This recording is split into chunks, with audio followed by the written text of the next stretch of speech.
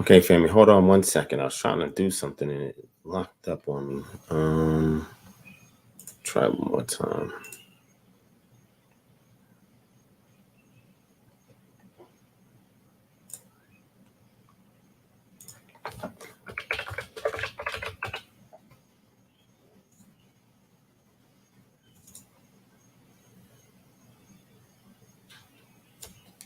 I don't know if it needs to take a moment to load. I don't know what's going on.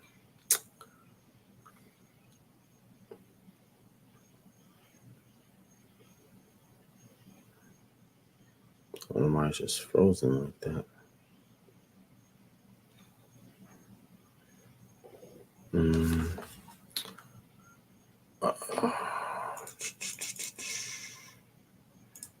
This is not working.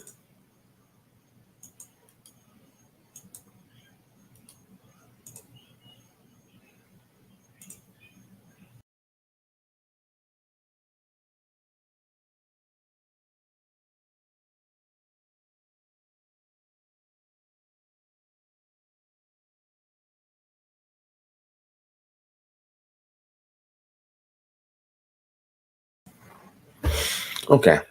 Well, that didn't work. It was a feature on Streamlabs that allowed me to upload background music. I was trying to upload the KHM anthem, but it's not letting me do that. So we'll just forego that and keep it pushing. All right. So peace and shalom, family. What's going on? It's your brother DivineProspect, Kingdom Harbinger Ministries. We in the building. We're here to do a quick Saturday night live for y'all. We wasn't live yesterday. Was burnt out. So I just had to get some rest. Praise the Most High for the Shabbat. So I was able to get my rest, much needed rest and time with the family. So decided to get on a little bit, chat with y'all, chop it up. Let me say shalom to those of you already in the building. Shout out to Sister Lataurus Harrison in the building. Seeing you on Clubhouse, sis. Return of the King, shalom. Bergen Paris in the building, shalom. AJ Bethia, shalom. Not Stream 10, shalom. LAE, Emmanuel, what's going on? Scott, what's going on, King? Tony, Yahya, Sharala, Shabbat, shalom. Yeti, Ibri, Dre, shalom, shalom. All right, so y'all can go ahead and hit that thumbs up as you're coming in. Also, share the link everywhere. Share the link everywhere. I didn't even get a chance to share the link myself, but y'all can definitely share the link. Matter of fact, I might do it now real quick. Let's see. Let me grab it.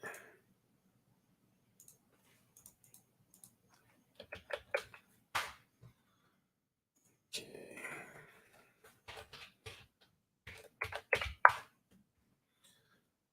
All right. So as we're waiting, next Thursday, we're going to have a KHM live stream where we're going to go over, some basics about KHM. Want to speak out to our KHM members, potential members, supporters, etc. Give you guys a heads up on what's going on KHM. What does KHM membership consist of? Kind of give you a kind of overview of that. Again, you can go back and watch the chapter launch videos. That content is in there. And if you're a member, you received the link for our virtual chapter launch. When we did that, we actually put out some information in regards to that. But it was requested, so I decided I'll do it next Thursday. I'll go ahead and give you a heads up on it. So y'all stay tuned for that. It will be live streamed. It's not going to be announced officially, but it will be placed out there. Somebody just asked me a weird question. I don't know what's going on with people. All right. Let me see what's going on. Let me go ahead and share this session so we can get started.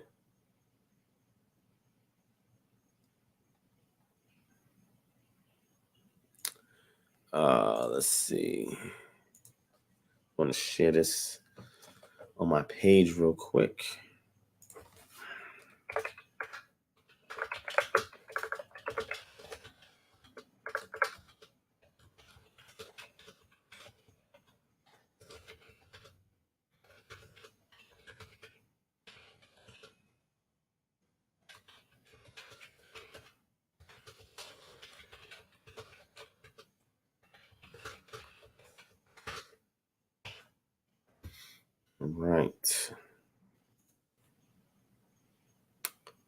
Clubhouse. A very strange thumbnail they got up.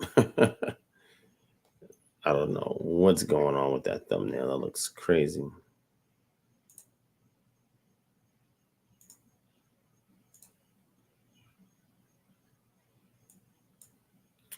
Okay. All right. Let's see who else is in here. Shout out to Sister Janae. Shalom. Jean. Hebrew Polymath. Shalom. John and Dorothy. Shalom. Eliana. Praise Yah. Shalom. Sister Santawan. Shalom. Shalom. Sister V. Love. Shalom. Truth. More truth. Shalom. Benjamin Azan. Israel. Shalom. KJPB. Shalom. Let's see. Return of the King says, what's your take on Rambam and Mayonah? So, I mean, they've put out some interesting content that I've read over the years. It's not authoritative. It's insightful. It's not authoritative. So that's my position on their content, right? Those sages gave some great, insightful work that they put out. They devoted their life to their craft. So I give them props and credit for that. However, it's not binding. It's not authoritative. It's just insightful. So that's my position on that. Hopefully that answers that question. All right. Shout out to Messenger of Emmanuel. Peace to you as well. Goldmine Entertainment. Shalom. It's my brother Dre Lloyd in the building. What's going on? Moshe the Hebrew. Shalom. Okay. And yo, make sure you're going to follow me. Those of you who are not following me on Clubhouse, create a Clubhouse account. If you don't have one, download the app, create an account, look up at DivineProspect, add me, and make sure you favorite. I think it's a favorite option or whatever. So every time I'm live, you can jump in. I had a session, was it yesterday? No, it wasn't yesterday. It was probably Thursday, I think. Might have been Thursday, maybe yesterday, I'm not sure. Yeah, it was Friday. It was yesterday. Had a great session, and got a brother that was in there who was, he was a Nubian, but did not want to be forthright about it. So it got pressed, and it came out. But it is what it is. Yes, Asantwa. Yes, I am. But I gave my word, so I wanted to keep it. So I'm definitely not going to stay on too late tonight, but I do want to chop it up with y'all. So no, I don't find any sages authoritative.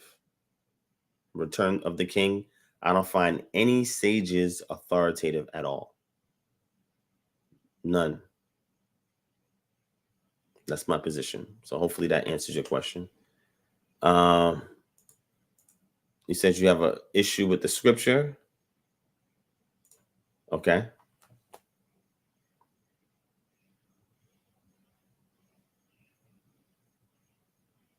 All right. So what's your question, Tony? Let me know what your question is.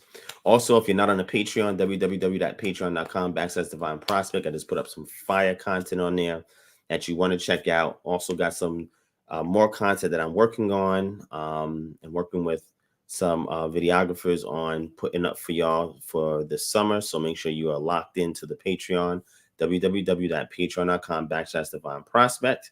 All right. Also, anybody that's interested in signing up for KHM, the link is in the description below. Make sure you click on that link and sign up.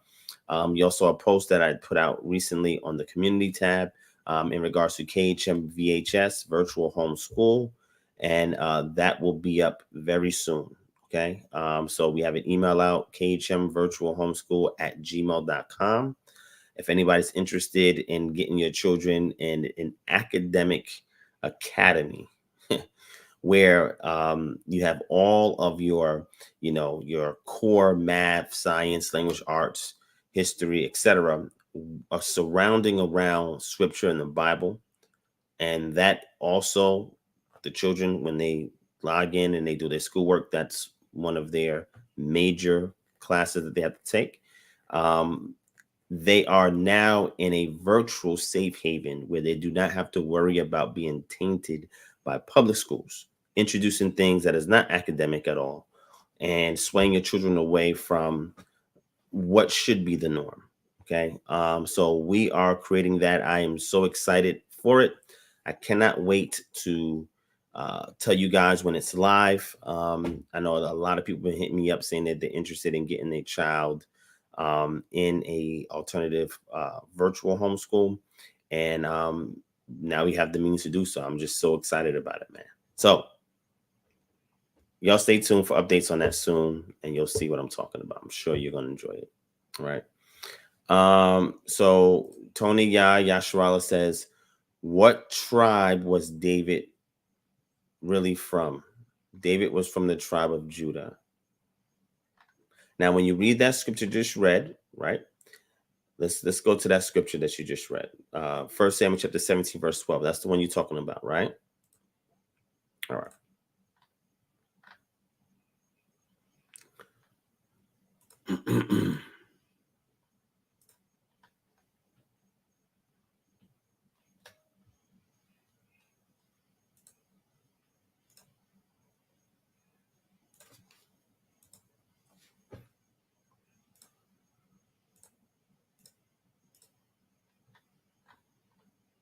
All right, you see this? That's what you're talking about? Now, David was the son of an Ephrathite named Jesse, who was from Bethlehem in Judah. This right here, son of an Ephrathite, has to do with Ephrathah. So that is a city, town that was in Bethlehem, right? Which would be the county in Judah. That's what that is. It's not saying that he's from the tribe of Ephraim. This is not saying that. If you think that's what it's saying, this is not saying that.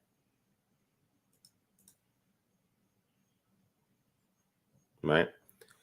It could be a descendant of Ephraim, also an inhabitant of Ephrath. See that? That is important. Okay?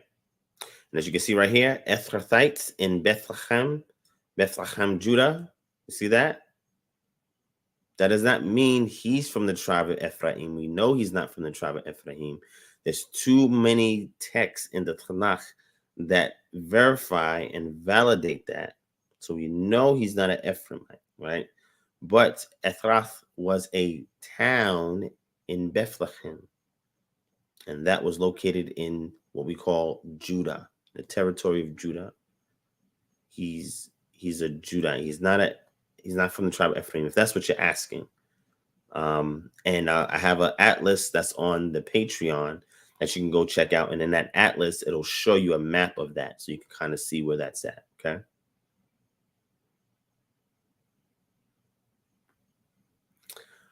Okay. So Nicole Marie, are you talking about like a tutoring program? Because our virtual homeschool is from K to 12, kindergarten to 12th grade. So if you're interested in getting your child enrolled in that, you can. As far as tutoring, that's one of the questions that's asked. We may have virtual tutoring sessions. I can't guarantee that, but we'll work on it. But if your child's enrolled in the virtual homeschool, then I believe that there is some tutoring there, if that's what you're asking. If you're asking for an independent program, no, we don't offer that. Could be something we can definitely look into if we get enough requests for it. So shout out to my brother Nicholas Gonzalez in the building. Yasun, shalom, I see you. Frontline Judah. Oh, my brother Stephen Michael Key, shalom King. Hit me up when you get a chance. Probably tomorrow, shoot me a text, my brother. Let's stay in touch. It's been a while. Shout out to Sister Kimberly Shaw in the building. Gavin Miller, I see you. Shalom. Linda Rick, shalom, shalom. All right, Frontline Judah. Top Hebrew says, which is the best concordance to use? Are there any that are more authoritative than others? And if so, why? So you said concordance. I stay away from concordance. Concordance is an English dictionary of the English translated words from an English translation. So like Strong's Concordance, but they have a lexicon appendix. So that's why people go to that. They don't really deal with the concordance, but I wouldn't recommend a concordance. I would recommend a lexicon. If you're talking about what we call the Old Testament lexicons, I recommend the Concise Dictionary of Classical Hebrew by Klein, so you can get his full Dictionary of Classical Hebrew, and you can also get the Hebrew and Aramaic lexicon of the Old Testament. All right, I got 2 of the concise versions here with me. The third one is the enhanced Brown Driver Briggs. You can get that as well. So those are the 3 lexicons that I recommend, which means the entries are in the original language, which would be Hebrew and Aramaic. So you have to look it up in Hebrew and Aramaic, and then it will give you the definition based on its semantic range and usage within the text. Okay, the context helps to drive the semantic value of a word or its meaning. Okay. So for the New Testament, I recommend Liddell Scott. Get the Liddell Scott, which is awesome. The Oxford Greek Lexicon, which is great as well. And the third one is I'm going to use the Dictionary of Biblical Languages, DBL, the Greek Semantic Domain, or what they call the Loanida. And you can get those from like free application like logos.com. But those are some of the good ones that I use as far as the Greek is concerned. So hopefully that answers your question. That's what I would recommend over a concordance. All right. Okay. So let me see. Yeah. So Tony, Yasharala, which translation is that? Tell me which translation that is. Because we have other texts in scripture that make a reference to Ephrathah as being a town in Bethlehem, Judah. Right? Let's see.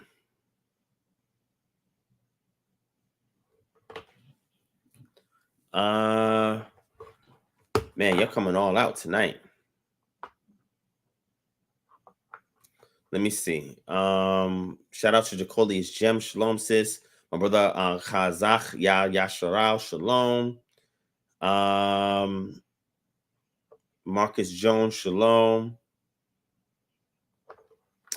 So Katriel Ben Israel says, Shalom Moray, do you have a video on why we should not partake in communion? Yes, because there is no communion in the Bible. There's no communion in the Bible. That's why. So this doesn't necessitate creating a video, but I understand what you're saying, but there's no communion in the Bible. There's not even no Lord's Supper. This is stuff that people attach to the text. And I went through this looking at a textual variant in the book of Matthew when this so-called Lord's Supper is taking place. Okay, this was a blood covenant that he made with his disciples to continue in his stead in his absence. Okay, that was for his disciples. So Paul comes on behind that, book of Corinthians, and makes a reference to that. But that's not for Israelites. We keep Passover, Pesach. So Yeshua's memory comes about during that time period. So it's all in one. There's no communion. Communion is something that's developed through various conversations amongst the church fathers that then was assimilated into what we call the Catholic Church, the Universal Church, the Ecumenical Church. So there's no need for communion. It's not scripture. Return of the King explained the difference between Yiddish and Hebrew. Yes, Yiddish is a German dialect that uses Hebrew characters, just like English uses Latin characters, right? It's a German dialect that uses Hebrew characters. And Hebrew, when you say Hebrew, there's modern Hebrew that's spoken in Israel today. There's what we call Mishnaic Hebrew. There's also classical biblical Hebrew. There's also archaic Hebrew. So when you say Hebrew, you got to say which one you're talking about specifically. But Hebrew is an Afro-Asiatic language. Yiddish is an Indo-European language. And it's a language that's written using Hebrew characters. That's the difference between them. All right. Simplification, but that's pretty much what it is. All right. Shalom to Inkpen 27 in building. My brother Get Wise. Shalom. I see y'all. Let's see.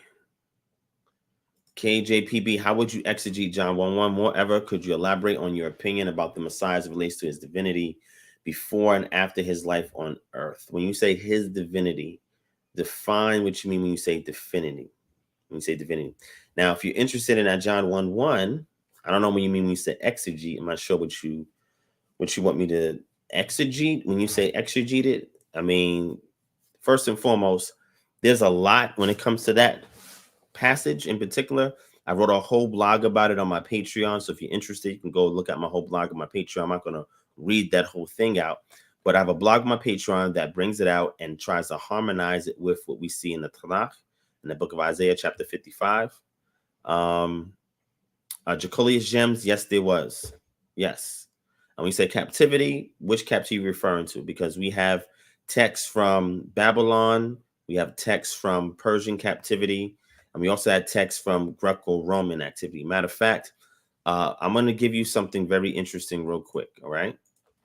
I'll give you something real quick.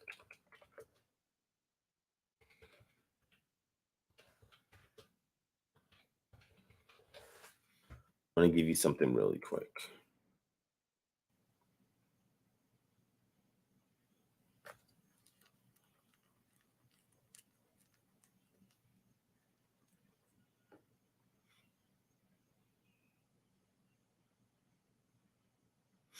I want to show you something really quick.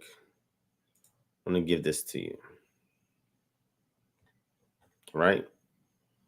This is the source. Right? This is for you, Sister Tierra. That's the source. Okay.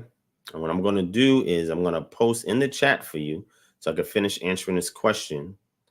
I'm going to post for you the quote from that book. I don't know how much it's going to get cut off, but I'm going to post all of it in there for you.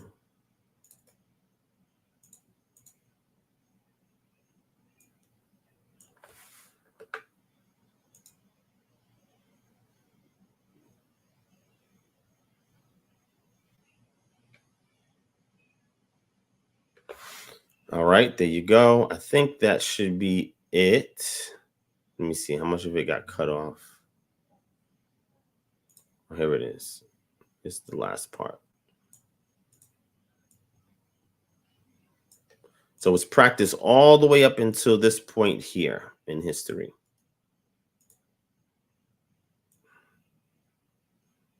So I gave you the source.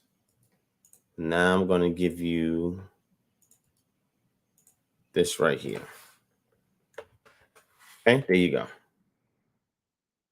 All right, so hopefully that answers your question. All right, so let me go back to what I was addressing. So as far as John 1:1, again, like I said, KJPB, I don't know what you want me to exegete on that. What part would you like me to exegete? You want me to give you my perspective? Remember, that is a prologue. John chapter 1, verses 1 to 18 is a prologue. The narrative starts in verse 19. Okay. The scholarly consensus is that was added right after the death of John by his contemporaries in the Johannine community, right? The community that succeeded him. They put that together because of the rise of Gnosticism, and they wanted you to be predisposed before you go into the narrative of the book of John. And that's where it stands. I have several sources on that on the Patreon as well that dive deep into that. Also, you can get some what they call exegetical commentaries on the book of John and get some additional insight into that. As far as my perspective, I posted it on Patreon. But if there's something particularly you want me to drive out, I will. But when you say my opinion about the Messiah as relates to his divinity before and after his life on earth, you said before, we don't subscribe to any pre-existent God the Son, Jesus Christ over here. Like, that's not my position. So he was not pre-incarnate. That's not my position, right? Now you say after his life, yes, he was a divine entity after his life. Yes, he is at the right hand of the Father. Yes, he is considered the priest after the order of Melchizedek, and he's performing work. So he's become the mediator between us and the Father for those who are called the elect and who follow after the order of Melchizedek. Okay. So yes, in death, Pothimus after his death, being that he has a role to perform, there's obviously divinity there. When he received the Ruach HaKodesh during his baptism, that's when he received the divine. That's when he became one with the divine essence at that point. That's when he was begotten by the Father. The thing that we see in that prologue of John chapter 1, that occurred during baptism. That's why when you read the rest of the narrative in John chapter 1, the only place you see the transitioning, Gehenomai Sarx, into the flesh, the becoming flesh with the word, the Logos, is when the baptism takes place. In the book of John chapter 1, you don't see a virgin birth there. Nowhere in John chapter 1 is it there. So there's a lot more that we can go into. We can look at how that is viewed in classical Greek. We can look at that from the works of Philos of Alexandria, etc. So there's different ways that can be looked at. But again, I'm not sure what parts of that you want me to deal with. But if you can be more specific, I'll try to see what I can do. All right. Shout out to Justin Silencio in the building. Shalom, Truth Seek. I see you. Shalom. Y'all coming on in, hit the thumbs up. As you're coming on in, hit the thumbs up. All right. Shout out to Kevin Powell, Keith Williams. I see you. Ignore my question for you. Won't dare touch on it. It's seeing Israel is cut off and Judah will rise. I don't know what you're talking about. I have no clue what you're talking about, Keith. And I've addressed you several times in the past. If you want to have a conversation, all right, here's the link. You click on the link and we can talk. Okay. That's for you. Click on that link and we can talk. In the interim, let me keep going through these questions. Okay. All right. So let me see. What else?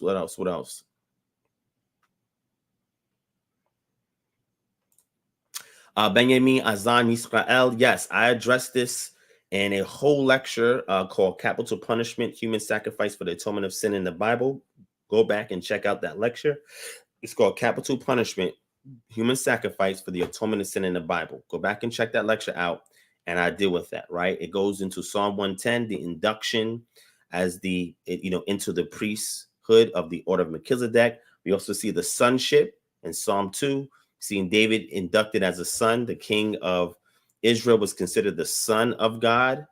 All right. So he was inducted into the sonship, inducted into the priesthood. This is why David can wear the ephod and not die. This is why he can eat the bread that is sanctified in the temple and not die. This is why his sons is called Kohanim after him. Let me show it to you in the text real quick. In case some people think I'm bugging out. Let me show it to you.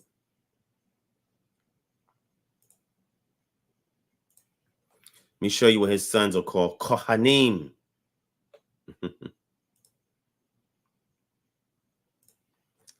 All right, let's grab it. Let me show you. Check it out.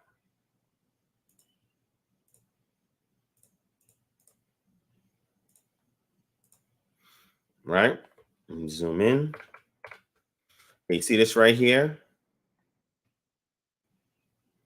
See? And Benaiah, the son of Jehoiada, was over the Kerethites, and the Pelethites.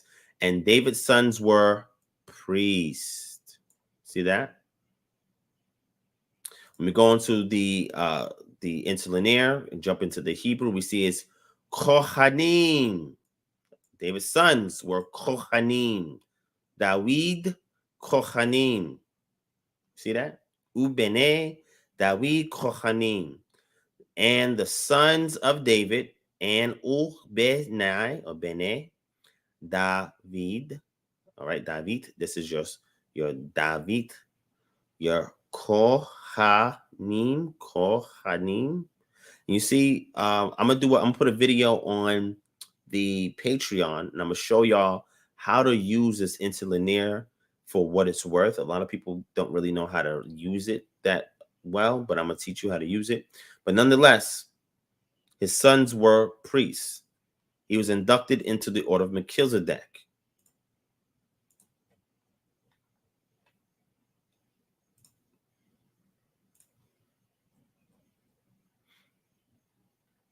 The Lord has sworn and will not change his mind. You are a priest forever after the order of Melchizedek. That's the induction.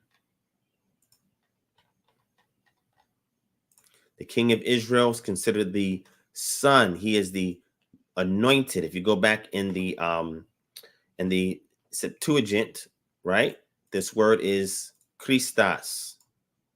The king of Israel is the Christos. He is also the son. You are my son, and today I have begotten you. And it says, kiss the son, lest he be angry and you perish in the way. See that? So Hopefully that begins to give you some hints, but go back and check out my lecture. It's called Capital Punishment, Human Sacrifice for the Atonement of Sin in the Bible, and it'll give you some more feedback on that. All right. Let me see, because let me catch up all the stuff you're saying.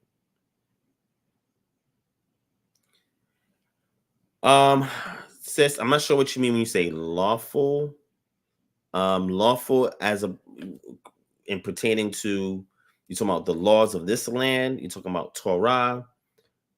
Something being lawful and legal. Sometimes they're interchangeable. Sometimes they're not. It just depends on what we're talking about as far as the societal norms, etc.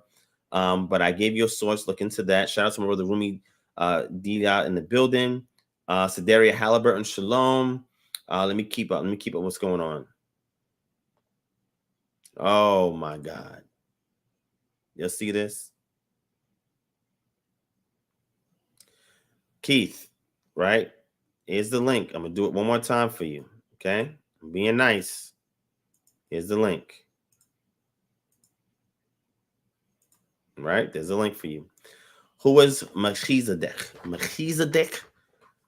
was Melchizedek? Backstory and any reference to that character. Appreciate you answer my questions. I peace you anytime, my brother. I'm here. I'm just what I'm here for. You know, sometimes you can't get a hold of these Morays and ask them a whole bunch of questions, but y'all know almost every Friday I'm here answering questions for y'all. You know what I'm saying? If you don't have something going on. Shout out to Sincere Israel in the building. Shalom. I see you. What's going on?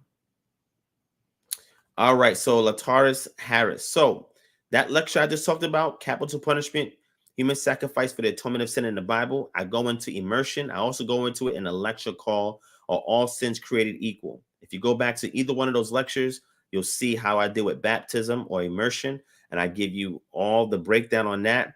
As far as burials, there is content on the Patreon. Just type in burials or death, and you'll see several articles and books that I have on those subject matter. So you'll be able to see that there. As far as weddings, I don't have nothing in particular on weddings, I don't think. But I can probably get something up there for you. Okay, so just hold off on that, and I got you. All right. All right. So I see Keith is in the back. So before I transition to Keith, let me make sure I address as many questions as possible here. No,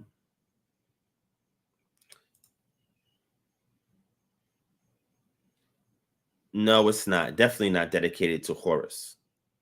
Not in any way, shape, or form. All right. Let me see. Who's this? Yiria? Are you vegan? No, I'm not vegan. Me and my family, we do eat vegan maybe 3 times a week. Outside of that, try to stick to lean white meat, as clean and organic as possible, and fish. But no, I'm not vegan. I'm not vegan, but I do eat vegan foods. Like today, I had a beet. What was that? I had gotten something from Stockyard. It was beets, it was beans, and it was something else. It was a patty that I ate. Typically, that's what I get from there. In certain places, I eat vegan only from certain places, but no, I'm not a full-time vegan. I'm a part-time vegan. I'm not a full-time vegan, right? Randay, peace to you, King. Shalom. My brother O'Shea White, shalom. Shalom to Timothy Isaac in the building. I see you, shalom. So you also asked Jeeb, J-I-B, shalom divine, what exactly is the order of Melchizedek and how is it different from the order of Aaron? Again, the lecture I'm talking about is called Capital Punishment, Human Sacrifice for the Atonement of Sin in the Bible. So one of the mods or admins, can you please grab that video, drop it in the chat so people can click on it and they can tune in, all right? Shout out to my brother Dennis McMillian in the building, shalom. So Marcus Jones says, question, thoughts on the Septuagint being written in the 4th century? No, the Septuagint was not written in the 4th century. It was written prior to that. But the full, what we call extant copies of that's found in early codices that is full. We're talking about codices that started coming about during the 4th century.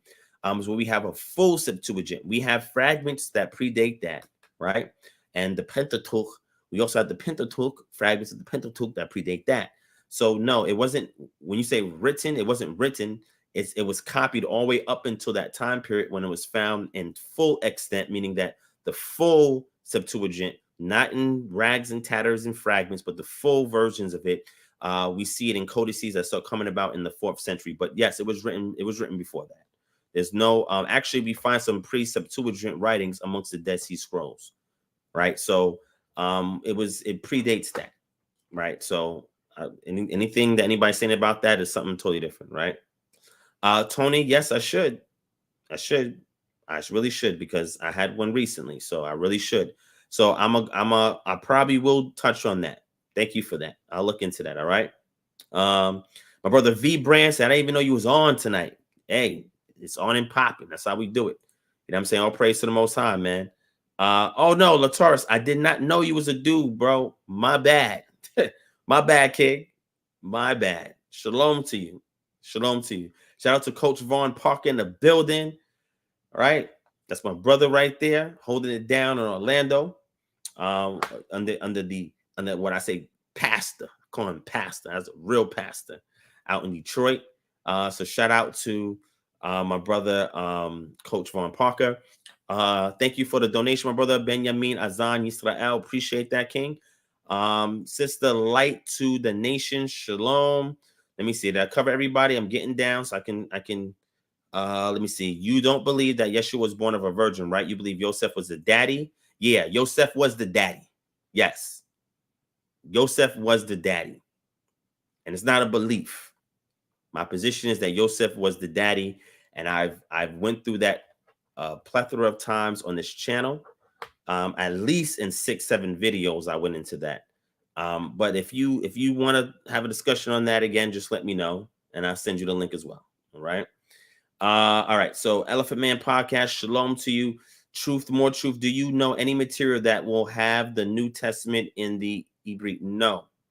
The Shem Tov will be Hebrew, but if you want to really get the closest Hebrew, is using a sister language, which is Syriac, which is a Middle Aramaic dialect, which is the closest to the Hebrew, because it has, obviously being a sister language, it has a lot of shared cognates. But I would say that's the most authentic. You can get it in the closest language, the language that would have been spoken during the time of Yeshua, which would have been Aramaic. So the Syriac, the earliest Syriac, and the one that I prefer is the old Syriac Sinaiticus Palimpsest, right? And if you get this book here called The Original Gospels, the author, Mark A. Dumdai, he actually has a translation of that in this book here, right? But if you want the original by like Margaret Agnes Smith and them, that's on the Patreon. You can check it on the Patreon, all right? All right. So yes, like Tony says, in my Bernie Mac voice, he is the Pepe. I get people mad. He is the Pepe. You is the Pepe. Like from the movie Life. I'm the Pepe.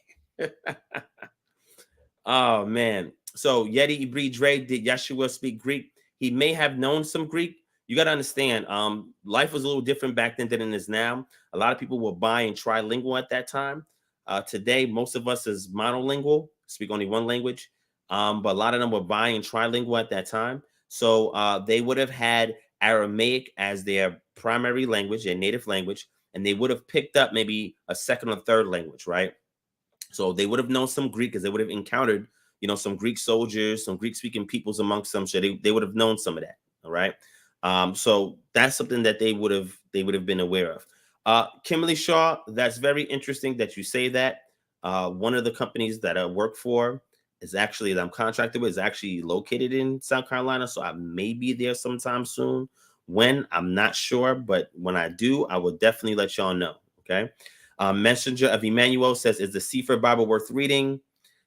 Sefer is good in regards to restoring the names, but I think that's the most of it. I mean, I don't know. I think the translational methodology, I don't know how that entire process was done with the Sefer. I don't have any insight to that. If somebody does have that information, share it with me so I could better evaluate it. But based on what I read, I don't think that there was a committee that was charged with overseeing that project. So I'm kind of leery when it's a small group and there's not really a lot of peer review or oversight that's going into it. So I'm not sure, but we'll see.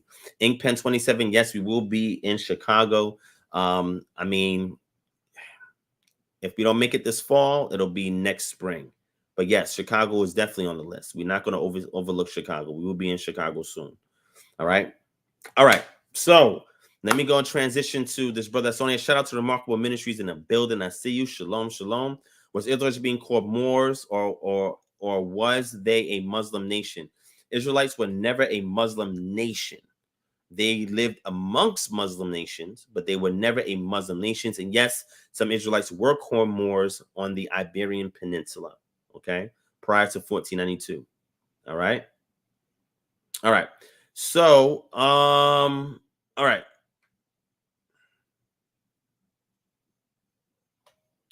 Brian Tompkins, shalom. You said suggest that we will be keeping the commandments in New Jerusalem.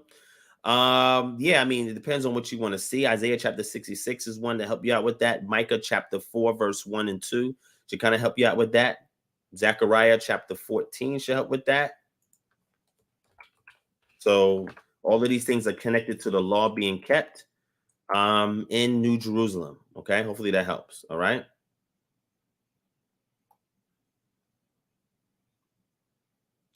JIB, I went into that already. I did a whole session. All you got to do is type in Kingdom Harbinger Ministries, Chemosh, and you'll be able to see the live stream that I did on exactly that.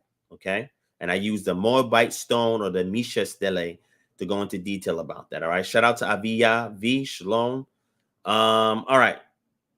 Okay. One last question I had was, what would be some concrete evidence to prove who the present day Israelites are? Concrete evidence, I don't know what you would classify as concrete evidence. There is a lot of circumstantial evidence. DNA is not a definitive proof because we don't have any archetypes to measure it against, meaning that we don't have any patriarchs and we don't have any Israelite bones that have had their genome sequenced so we can see. Actually, a request has been put out for that from Wayne State University back in 2016, if I'm not mistaken. And they were one of many academic groups that requested to sequence the genome of these bones that they've retrieved from known Israelite burial sites. And these requests have been ignored and overlooked. So I wouldn't say that's a definitive proof. There's other things. We look at migration routes, oral traditions, right? Practices, customs, language, right? So I've discussed a lot of this in a previous lecture and also some live streams. But if you're interested in that, all you got to do is go to my Patreon. I got primary sources and all of that information on Patreon. I got DNA articles and all of that. All that's on the Patreon, right? So I'm gonna turn that into a lecture that I'm gonna do publicly. But for right now, I have previous lectures, and also if you go on a Patreon, you can be able to take a look at that. Okay. All right. All right. Yeah, well, Dennis, I have so if Yeshua would have known Hebrew, it would have been just liturgical Hebrew, just been a Hebrew that he would have picked up from going to the synagogue. I don't believe that he would have known it fluidly, and I can't say for certain. None of us can say yes or no for certain. What I'm saying is, given circumstantially knowing at that time period, he would have known enough Hebrew because he would have learned it in the synagogue. He would have spoke Aramaic, that would have been his native tongue. He would have known some Hebrew because some Jews were still being called Hebrew names, and they went to the synagogue and they heard Hebrew, but then sometimes the Targum was used, which is Aramaic paraphrasing of the Hebrew text, because most of the people would have been speaking Aramaic, so that's why the Targums exist. And he probably would have known some Greek, probably not Latin, but he probably would have known some Greek. So his conversation with Pontius Pilate, the Roman soldiers, probably would have been in some Greek. So he probably would have known some Greek, right? And even those Marcus, yes, it is. However, if you're a man, I would not eat it that frequently because it will shift your levels of estrogen and testosterone. It would increase your levels of estrogen and lower your levels of testosterone over time with excessive eating. So if you're a man, I will kind of reel back on that some. So if you do it like me, I do it once in a while. I wouldn't do it that often, right? When I say that often, I'm talking about like every week. I would say maybe twice a month, maybe 2-4 times a month at the most. There's other alternatives that do not do that to the body, but I have some great, what we call peer-reviewed medical journals that speak on that, which is very important in regards to nutrition. So great question. Yes, it's okay, but as a man, I would not eat it that frequently. Even as a woman, I wouldn't eat it that frequently either because it can also heighten your estrogen. Some women already have too much, and it causes other female problems. So hopefully that Yeah, no problem, Marcus. There's other alternatives if that's what you're interested in. So what you can do is email Natural Path to Eden. That's in the chat below, and we can give you some insight in regards to nutrition. If that is the diet that you're on, if you're on a vegan diet, we can tell you the best sources of vegan to eat and keep you up in line, okay? Yeti Ibri Dre, excellent insight. I got a great article on that. Probably don't on the Patreon or share it on here, but you'll see it, okay? All right. Concert and wrestling. Oh, you know what? I didn't even know that was going down, Shamar. So Shamar, email me those details, kingdomharbinger@gmail.com. Actually, I'm not telling the truth. The brother who was responsible for putting that on, I went the last time, he did text me maybe about a month ago and told me that was going down. So I forgot all about that. Shamar, send me that information so I can see if I can make it and go from there. All right. So last question. Aviyah V. Is the Shabbat sunrise to sunset or just 12 hours of the Shabbat day? Now, all you got to do, go to the Patreon. Excuse me, not Patreon. Wow. YouTube.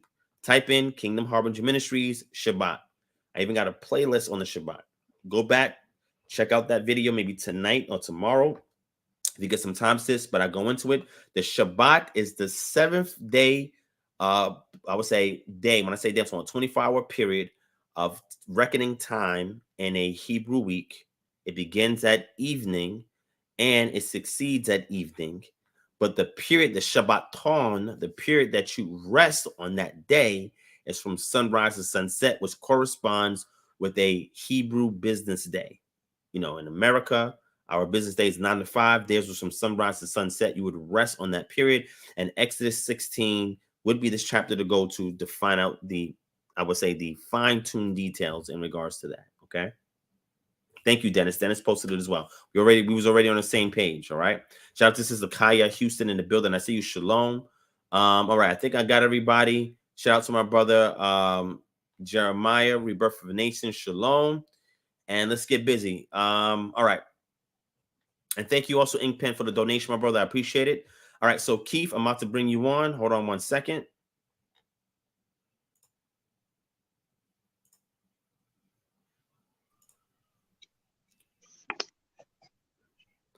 Hello?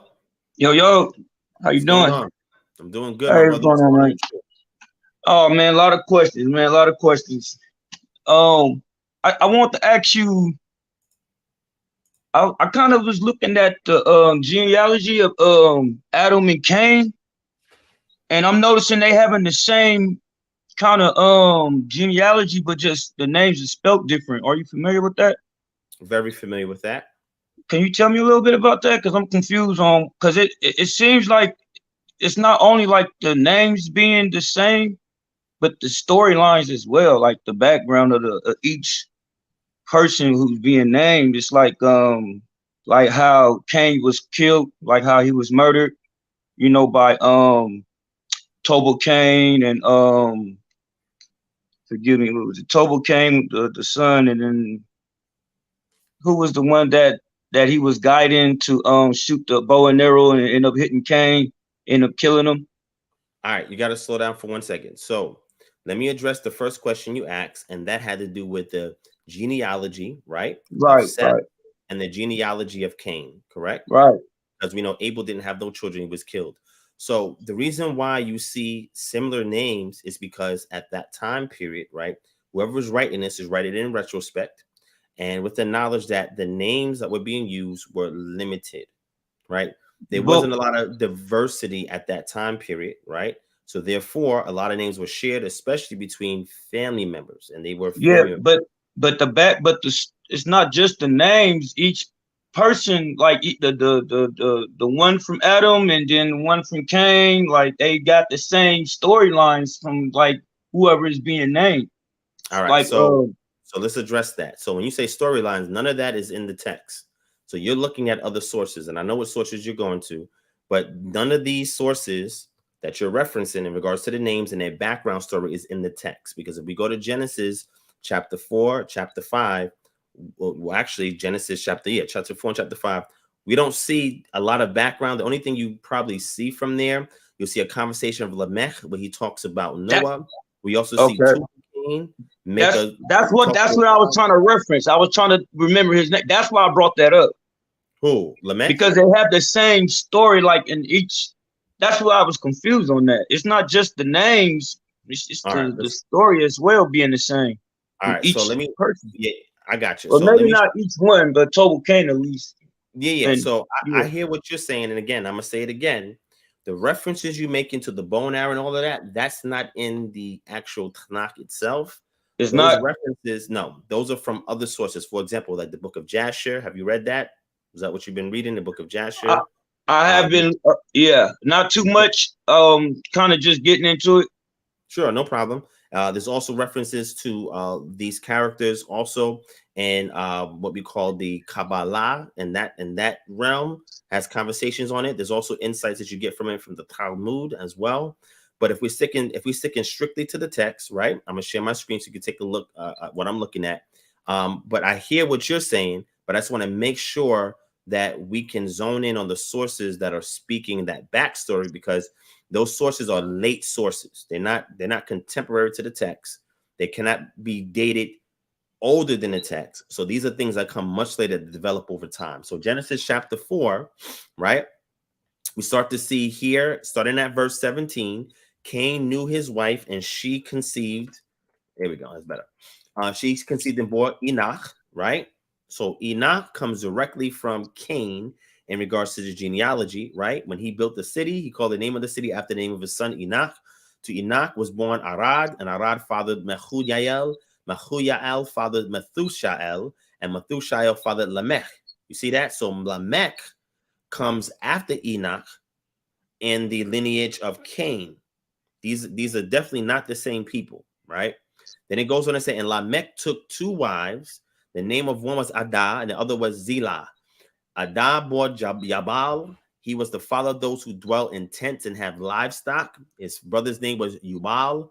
He was the father of all those who play the lyre and pipe. Zillah also bore Tubal Cain.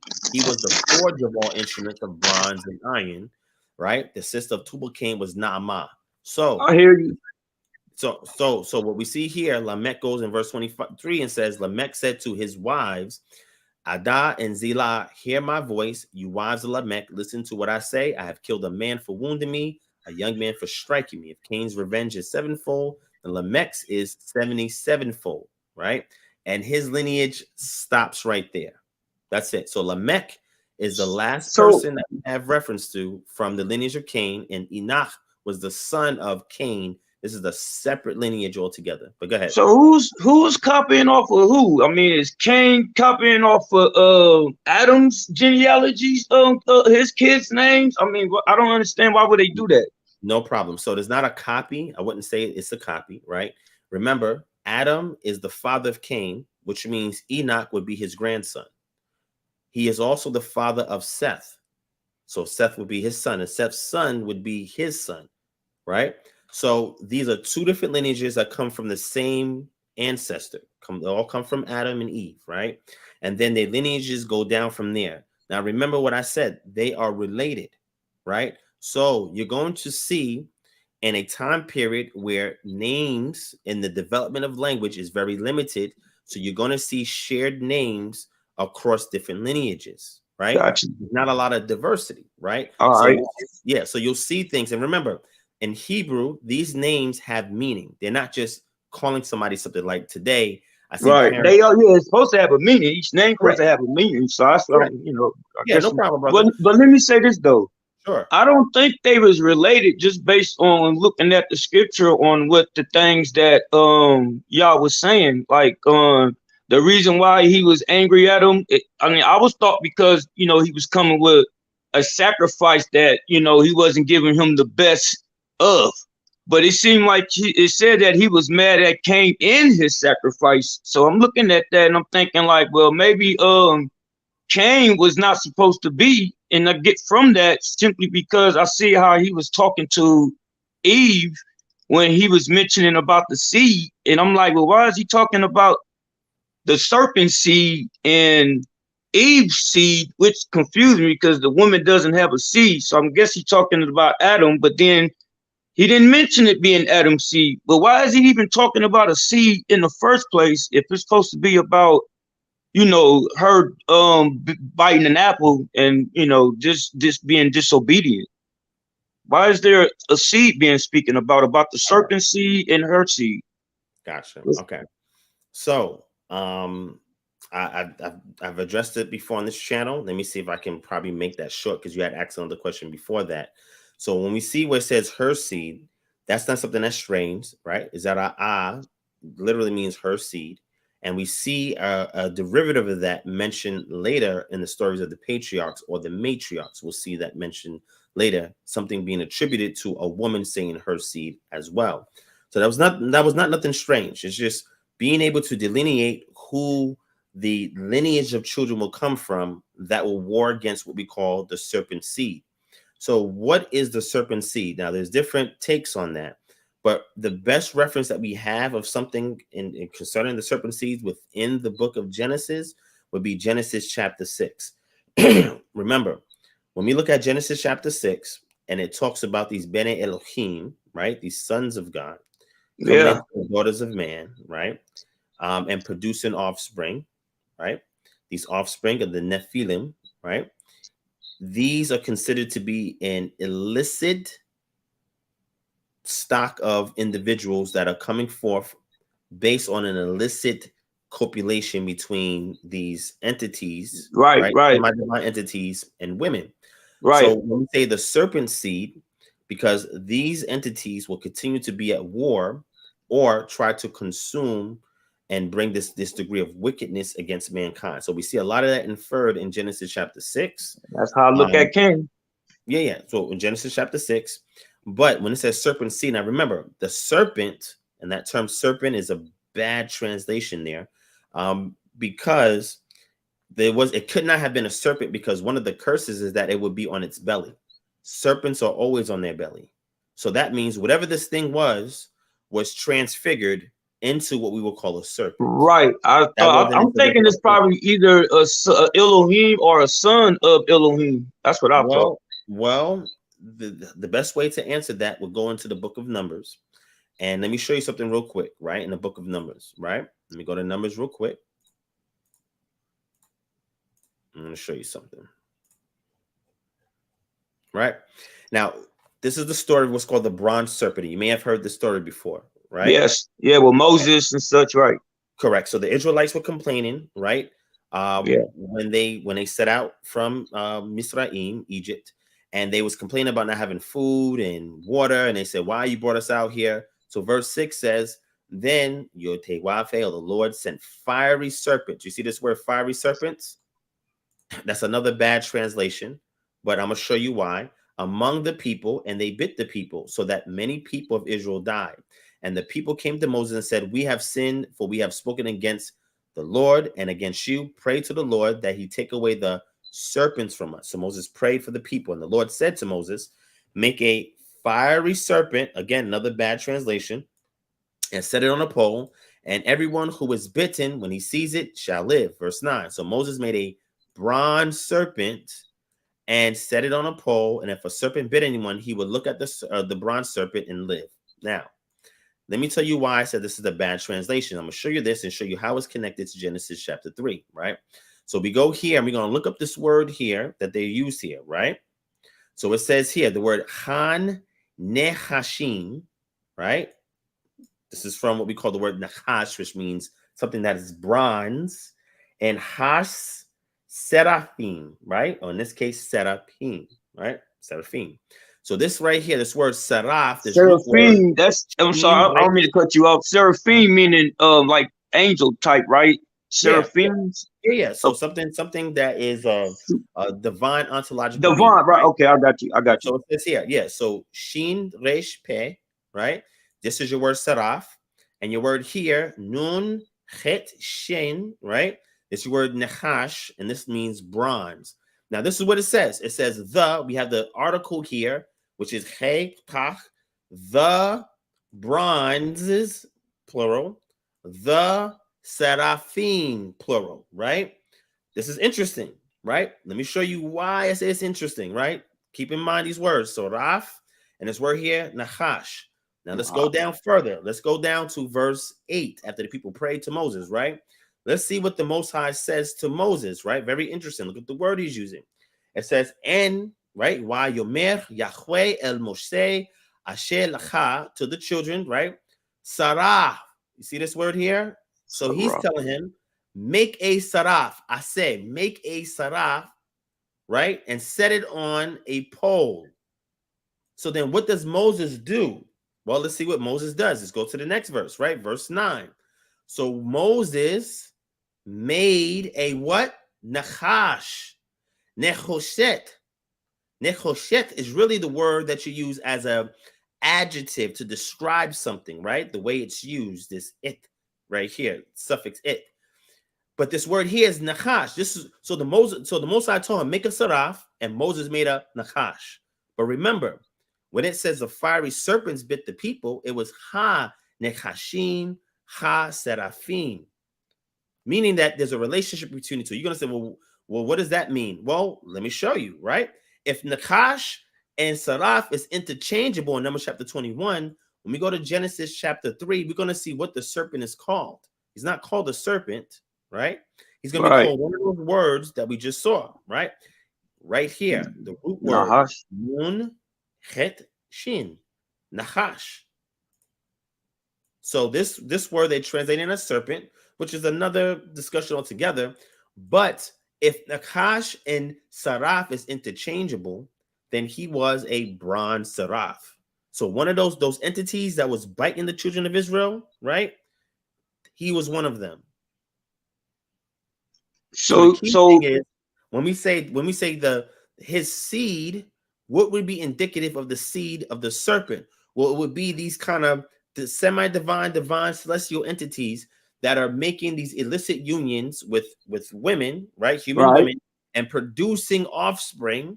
And what happens is it says that these Nephilim was here in these days and then thereafter. So this is Israelites. Hold on real quick. Let me see the Israelites. When the spies and then the book of Numbers go into the land to spy out the land, they come back and they say, we seen the Nephilim there. Right. And they had to go to war with them. Right. And they had to go to war with them. So when it says your seed and the serpent seed, this is indicative of that war period happening because the serpent seed was in Canaan, and these entities called the Nephilim, or the successors of the Nephilim, were being worshipped, protected, etc., by these Canaanite peoples, the Amorites in particular. This is why in Genesis chapter 15, the Most High told Abraham that the sin of the Amorites is not yet full, which means they were entertaining these beings. And what happened was they had to be eliminated because of the amount of sin that was raging in the land. So he used the Israelites out of Egypt to go and wage war with the people groups that was housing these Nephilims. That's why you got Og, the king Og, and you have these other people groups that was there where they had to take out Amorites, etc. Correct. Yeah. So that is the warring between the two that we can see in the Tanakh. We can also get that from the book of Numbers, the book of Genesis, chapter 6, etc. So is it safe to say that Cain was not from Adam? Cain, because it seemed like you kind of broke it down to kind of prove my point about how I felt about Cain. Let me show you. Now Cain definitely was from Adam, right? And I'm gonna show you how we know that, right? It doesn't show it on this when I look at Adam's genealogy, it starts with Seth. It don't even start with Cain. The reason why is because of what Cain did. Cain had an oath or a mark placed on him, and he was separated from the rest of his family, right? That's why he's not in the lineage. Okay, hold on. All right, so I'm sorry, because what you just said had me thinking about Israel, because wasn't there a split between Judah and Israel where the father said that I will take these 10 kingdoms to give to you, but the other 2 kingdoms will be departed from me. So will there be any chance of Israel coming back under the father in the end, or are they departed forever? No, Israel will return back to the father. We see that in several what we call major prophets text. So we see that mentioned. They're not even called by his name. They're not called by his name. They're called El. So in the book of Ezekiel, it talks about the 2 sticks coming together. One representing the northern tribes, one representing the southern tribes. All of this has to happen. So that's not Egypt then. You're told that meant is Israel. Yeah, but Egypt, you're talking about Isaiah 19. So that's a separate chapter altogether. But let me address this real quick. Right. Genesis chapter 4, it says, and Adam knew his wife, and she conceived and bore Cain, saying, I've gotten a man with the help of the Lord. Right. So in verse 1, when we go into the interlinear, just so people can see the Hebrew, we ha'adam yada et hawa ishto. Right. So what does this mean? Well, in Adam, right here, Ha-Adam, the man, or the Adam, right? This is a definite article, ha there, right? Yada, to know, right? This is past tense, perfect tense. He knew it. You see this it here, this direct object marker? Well, we don't have no equivalent in English. This is why there's a little dash there.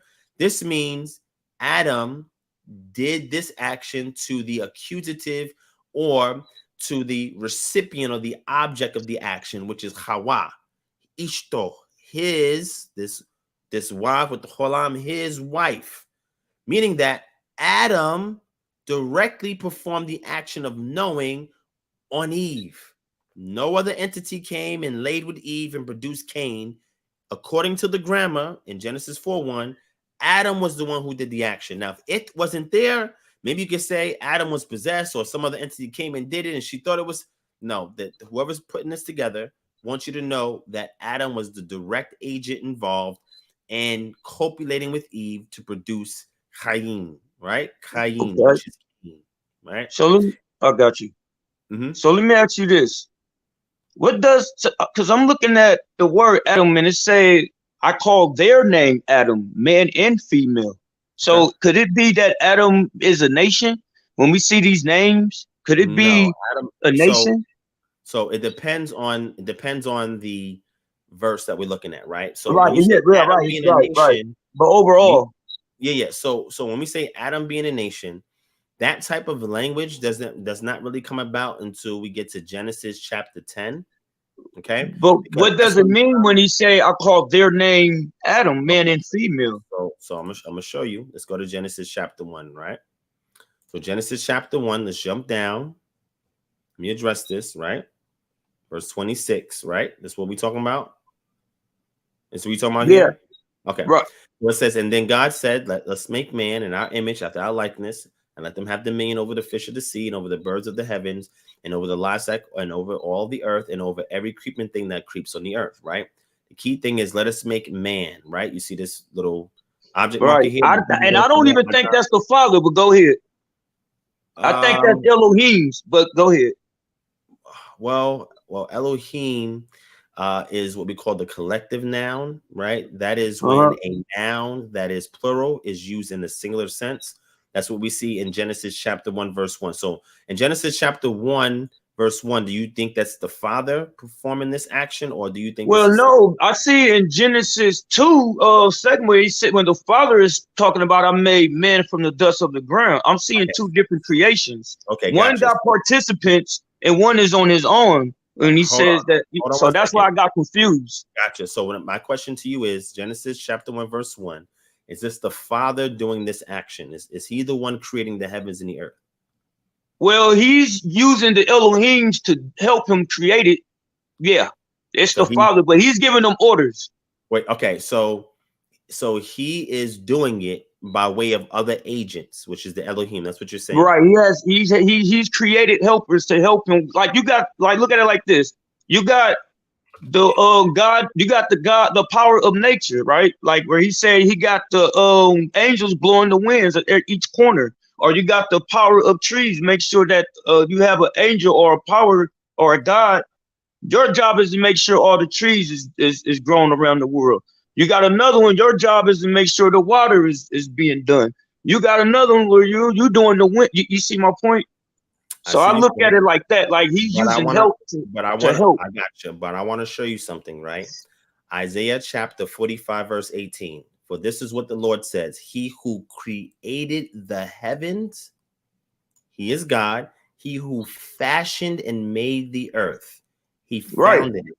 So wait, so Who is this right here? Who is this right here? Is this the Father?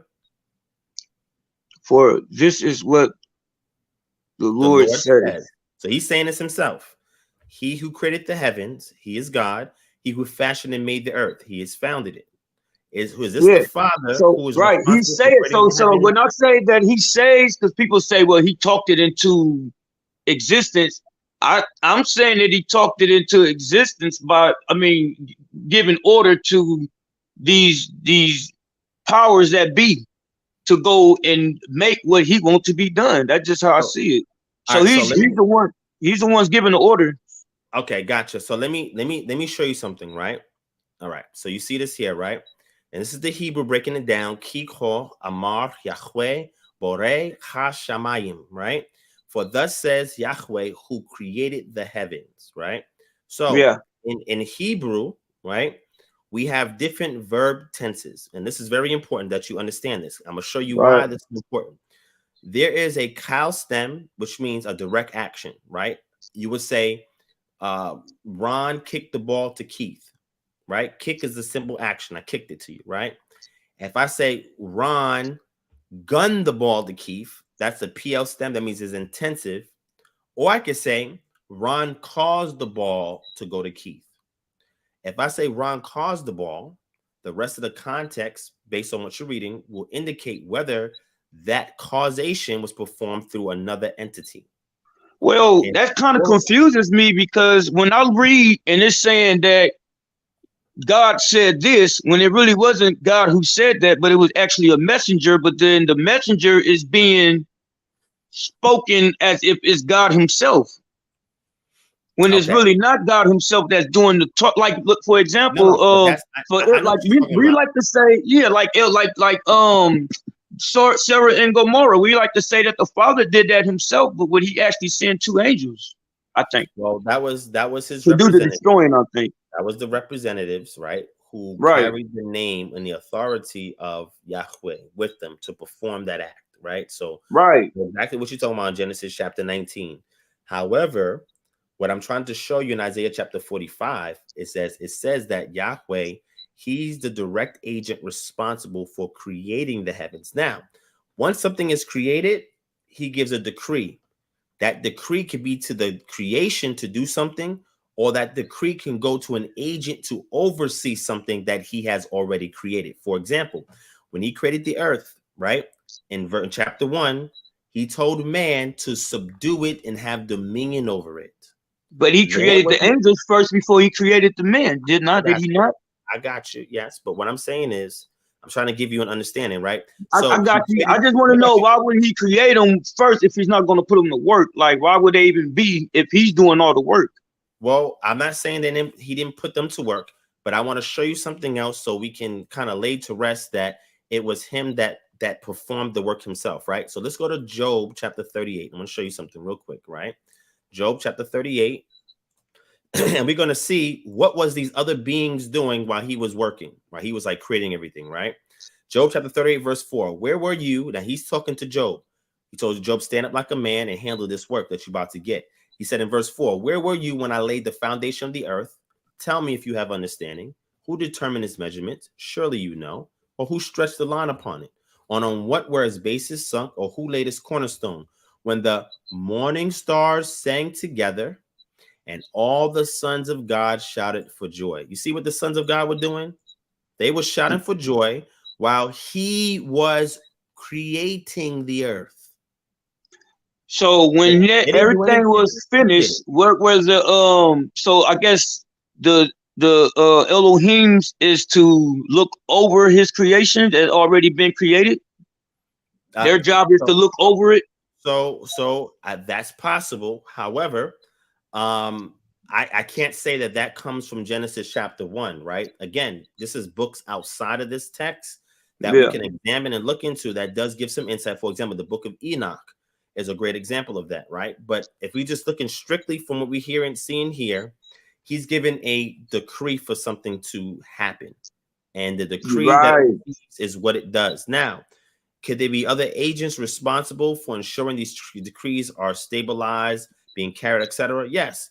But his word holds everything together, right? Yes, So I believe. Yes, yes, even if right. he did not, even if he did not assign entities over different things, his word will still keep everything together, right? But the key thing I'm showing you is that the Father is the direct agent responsible for creating the heavens and the earth, creating it, right? Right. And then if anything happened after that, like if other entities were assigned over certain things, then that I can say that's feasible, because when he created the earth and all the things in it, he gave it to man to subdue it and have dominion over it. Meaning that even though he created it and it's going to do what is designed to do anyway, he still told man to subdue it and have dominion over it. So that's an example of him using an agent to oversee part of his creation. Okay, right? So I want to ask you this. Why would the Father take out his personal name from Yakub? Did I pronounce that right? Yakub? Yeah. Okay. So why would he take out his personal name and replace it with El? Being like me, I just believe that El belongs to a class of angels, power that be, whatever. So why would he take out his personal name from his servant and replace it with El? Okay. So let me show you something real quick. Let's go. I'm gonna go to Psalms, right? Psalms chapter 82. Okay. And you're probably familiar with this Psalms, right? All right. Let me show this to you.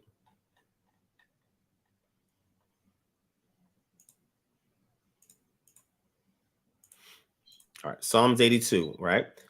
It says, God has taken his place in the divine council. In the midst of the gods, he holds judgment. Who is this right here in verse 1? The Father, Father has taken his place in the divine council. Now let's slow down for a second, right? You said the Father, right? Now let me show you this word here that's being used as God that we're saying is the Father, right?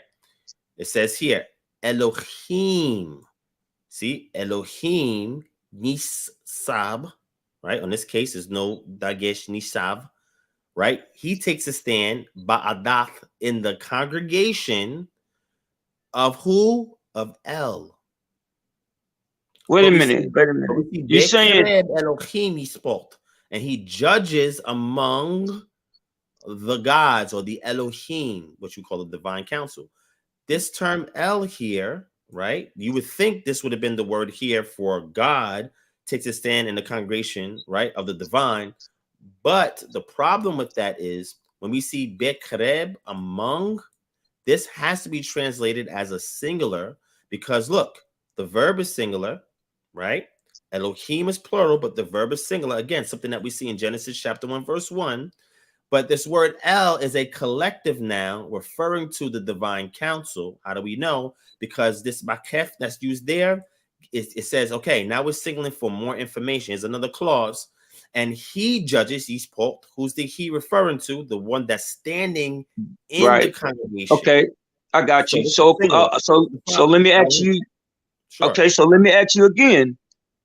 Why would he take out his personal name and replace it with a title of what he is, which is power? Why would he take his personal name out and replace it with that? All right. So let me get into that for you, because I think you're referring to the story where Yaakov is Israel, when he was changed his name to Israel. His name is changed to Yisrael. Okay, so let me pull it up for you real quick, right?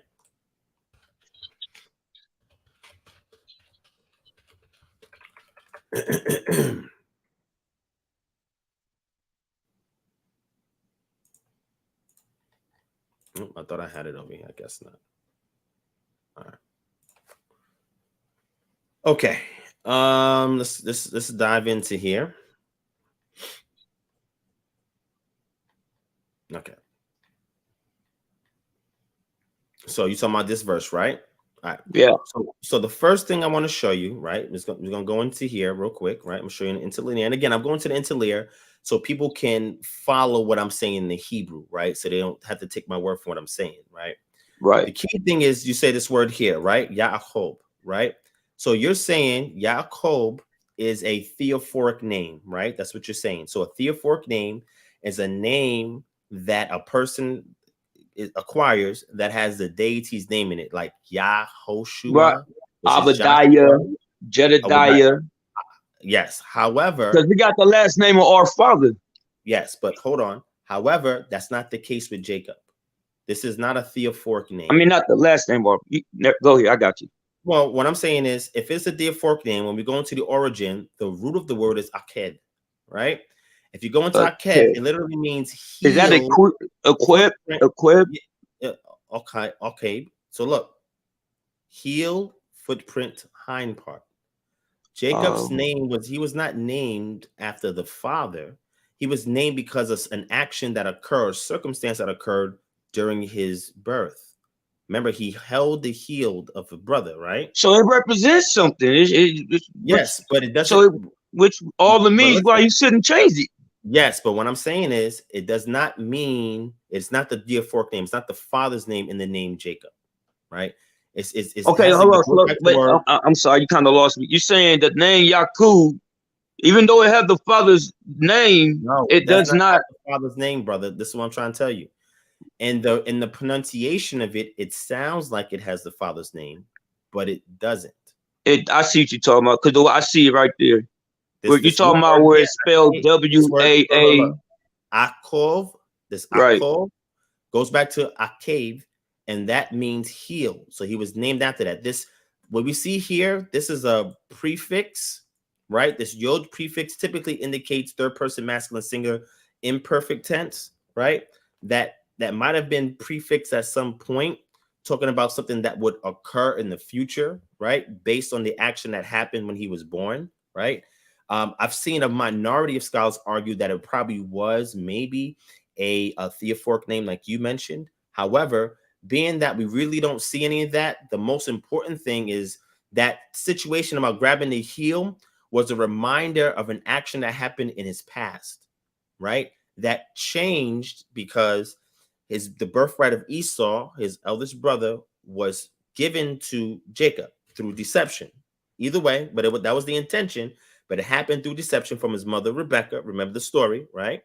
And then after this situation comes where he's wrestling with this entity, right? He's asking him, what is your name, etc. The name is changed. Let's look at this, right? And it says, God appeared to Jacob again when he came from Padam Aram and blessed him. And God said to him, your name is Jacob. No longer shall your name be called Jacob, but Israel shall be your name. And that means what? Okay, so Israel has to do with the striving with El, contending with El, right? So we can go into that, take a look at that, right? And the brother had asked earlier about concordance. This is why I say this is why lexicons are important. And I mentioned several of them. But if we go down here, we're going to go and look into it, right? And it says Yisrael, right? So let's look into this, and we're going to dissect a little further, right? It says God strives, another name for Jacob and his descendants, right? Yisrael, right? So the root word is Sarah. You've heard that name Sarah before, right? Yeah. Sarah. Well, that means to persist, exert oneself, to persevere. That's what that means. So it means he who strives with El. It could be El who strives or contends or perseveres, right? And the reason for that is because of the action that occurred in Genesis chapter 35, right? Yaakov was striving, persevering until he was blessed.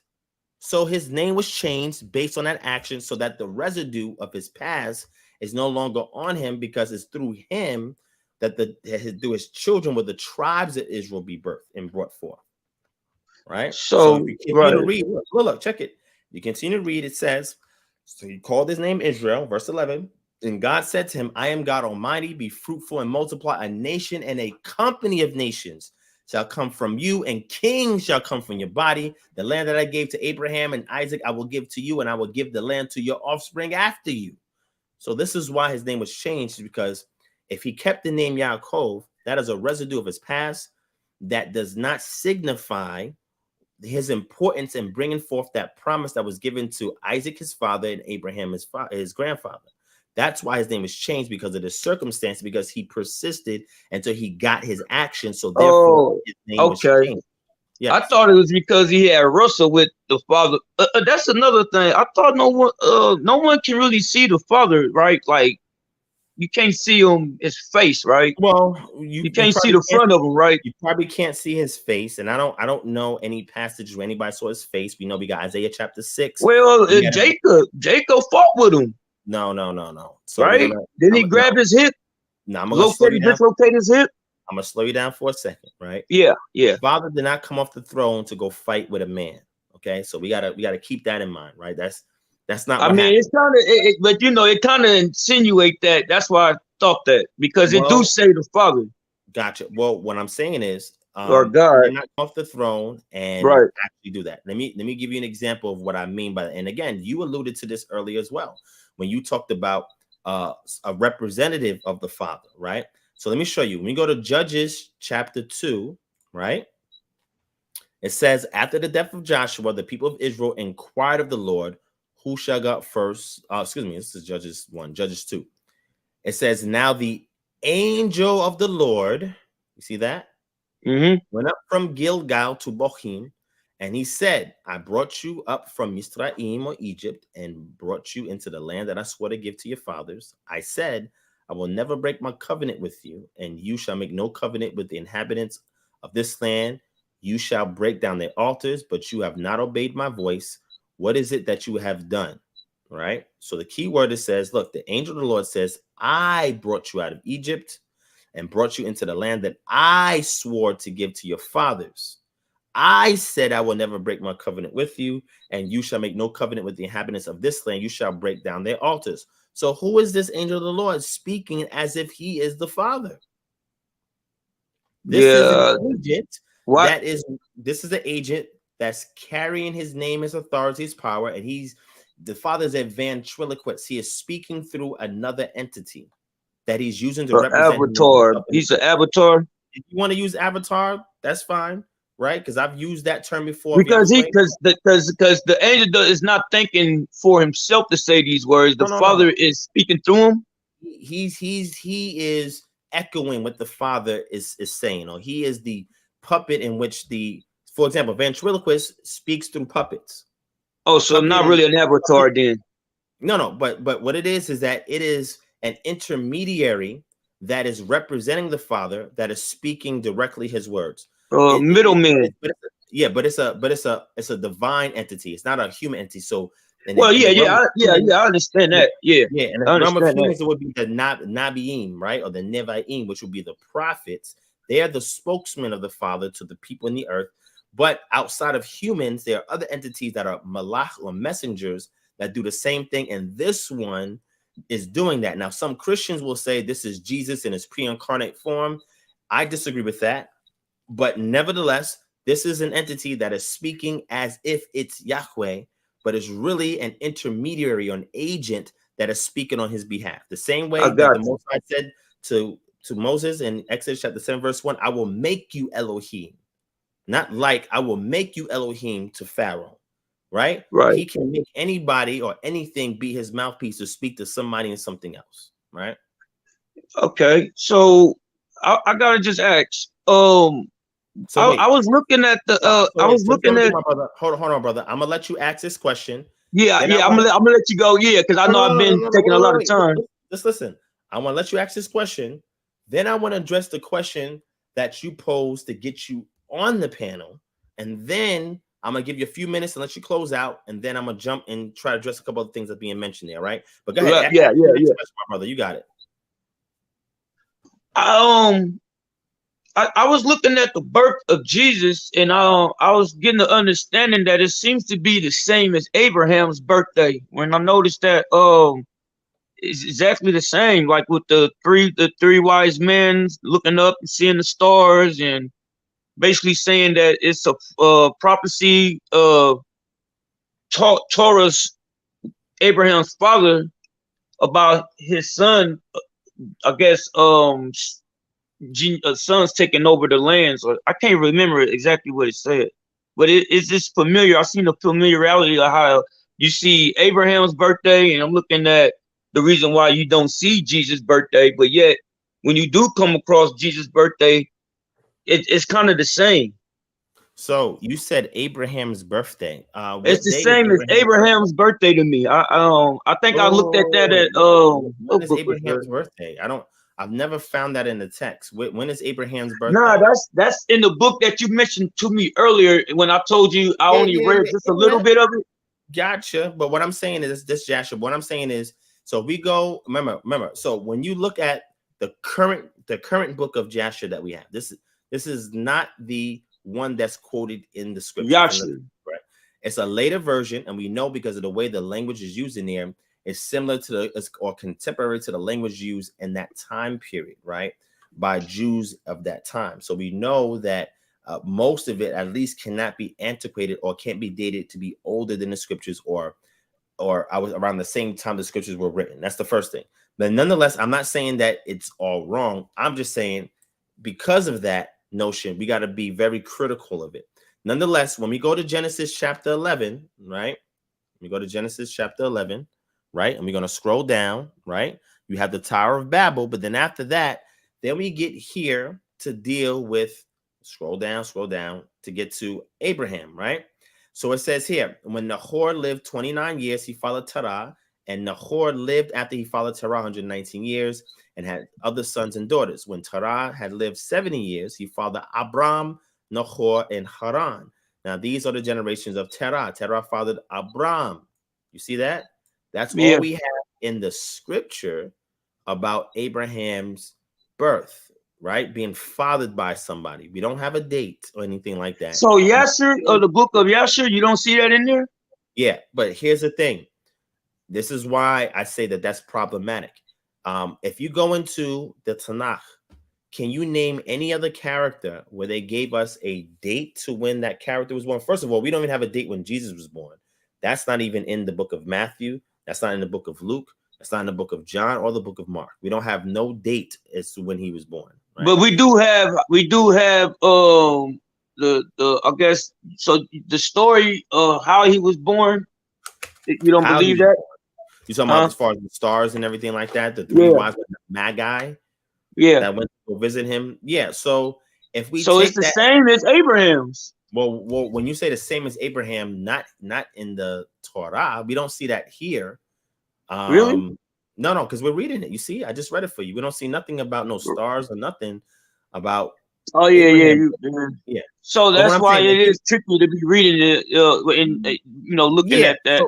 So what I would say is this, right? I would first get a foundation in this, so that way we can see if something actually supports this or if something really goes into contradiction with this. If there's a date given anywhere or like a backstory after Christianity, right? Okay, That's something well, I would be very suspicious of, right? I would just say that.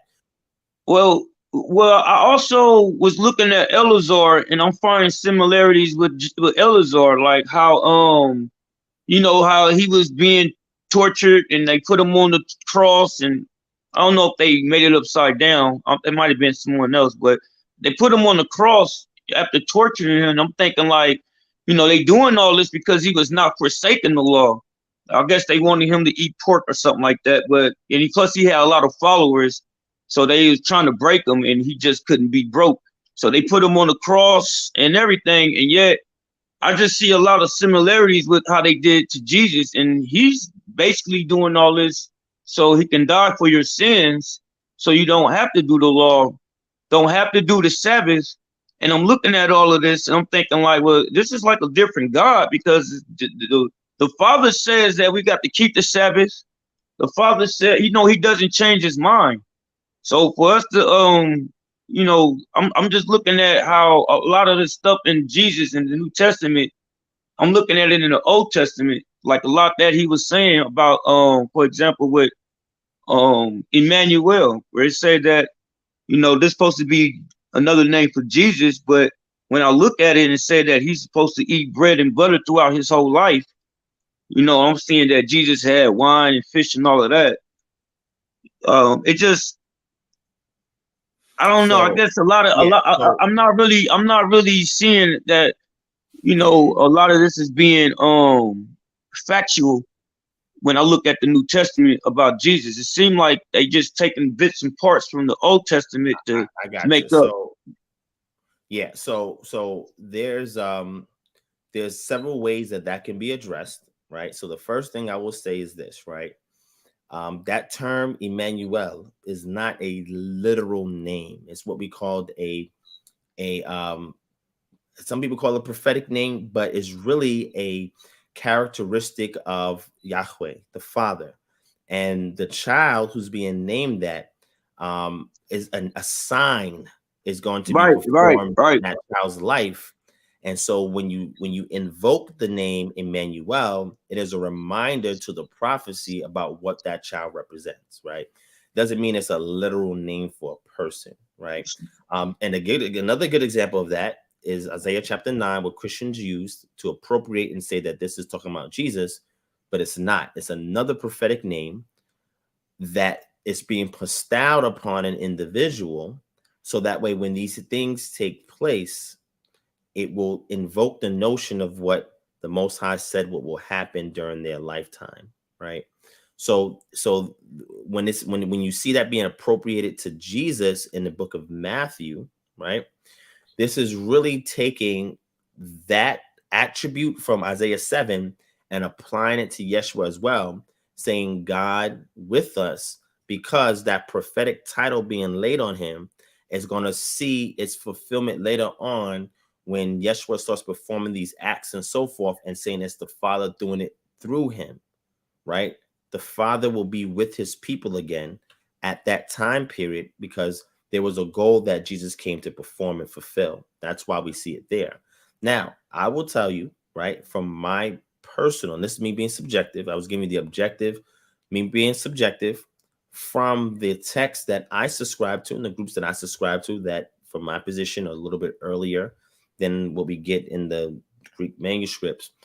They didn't have those parts of the book of Matthew, right? They had Matthew chapter 1, going to verse 16. And then from there, it jumped to Matthew chapter 3, verse 1. So those parts are from another tradition that is outside of the tradition of the ones who I follow, their pedigree of the ones I follow. They're called Jewish Christians in the world of academia.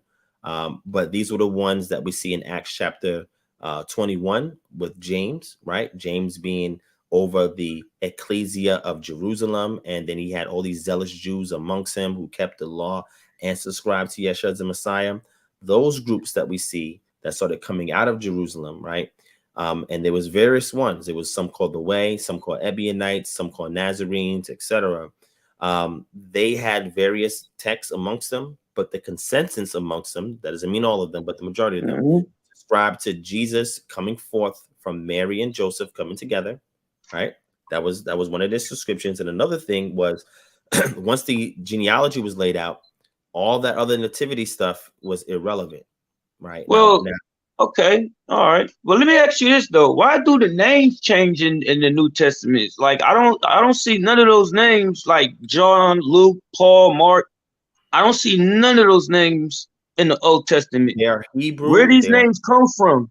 They are Hebrew and Aramaic equivalents to those names, How? because what we're reading is in English, right? So, for example, Matthew, Matthias, or that's what we get in the Greek, That's Greek, ain't it? but it goes to a Hebrew word, Mathayahu, right? It goes back to a Greek name, just like Elias. You see that Okay, so in what? the New Testament, and that goes back to Eliyahu or Elijah, right? So what I'm saying is, what we get today is the English equivalent of a name that goes back to a Hebrew equivalent, right? Just like John is Yochanan. Yochanan is what we say it in Hebrew, but Yeah, by but the back time we get then to you say John, English, right? but by the time we get to today's English John, that goes back to the Greek rendering of the Hebrew Yochanan, right? Yeah, but in Rome, they didn't have the names. I don't. So you're saying that these names is associated with Rome language? No, I'm not going to say that, because Greek is not a Roman language. Greek No, not Greek. preceded I'm Rome. talking about Paul, Luke, John. No. So, my brother, listen to me, right? The New I'm listening, Testament, bro. gotcha. The New Testament is written in Greek. There's nothing. Roman would be Latin, right? Or its contemporaries, right?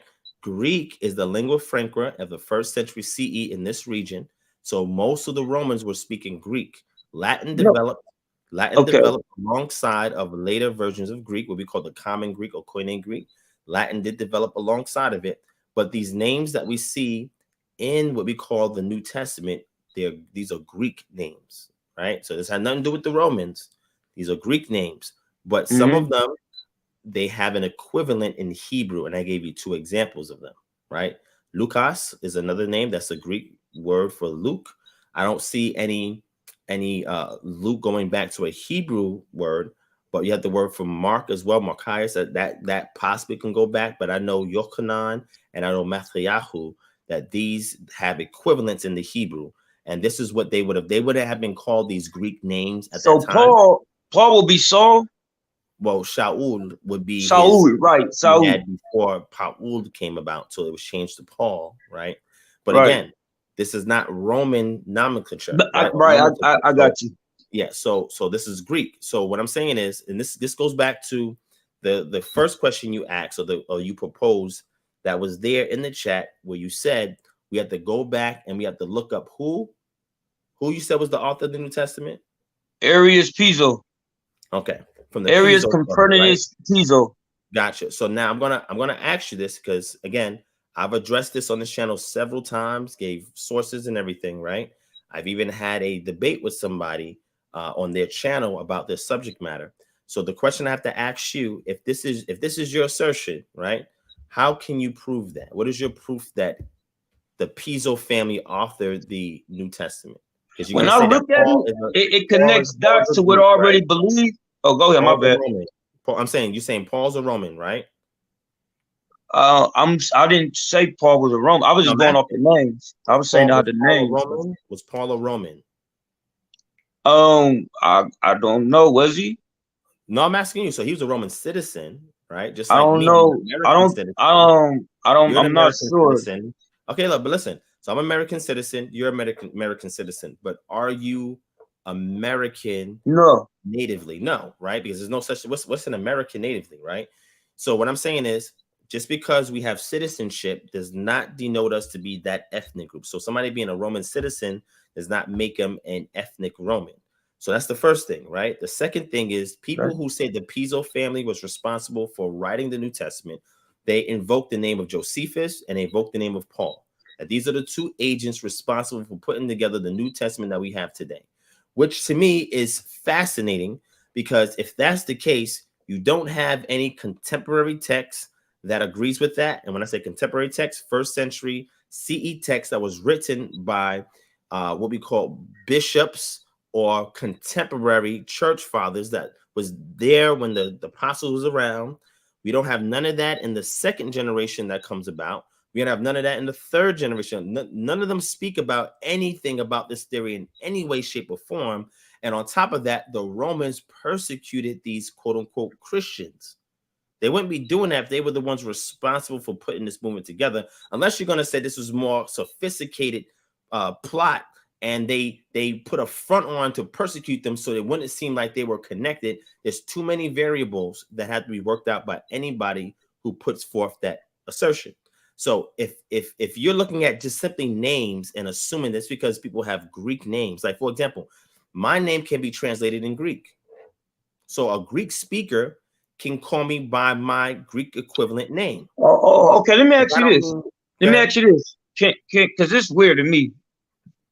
I'm seeing that how they even got to the name Jesus, they had to go through Greek, Latin.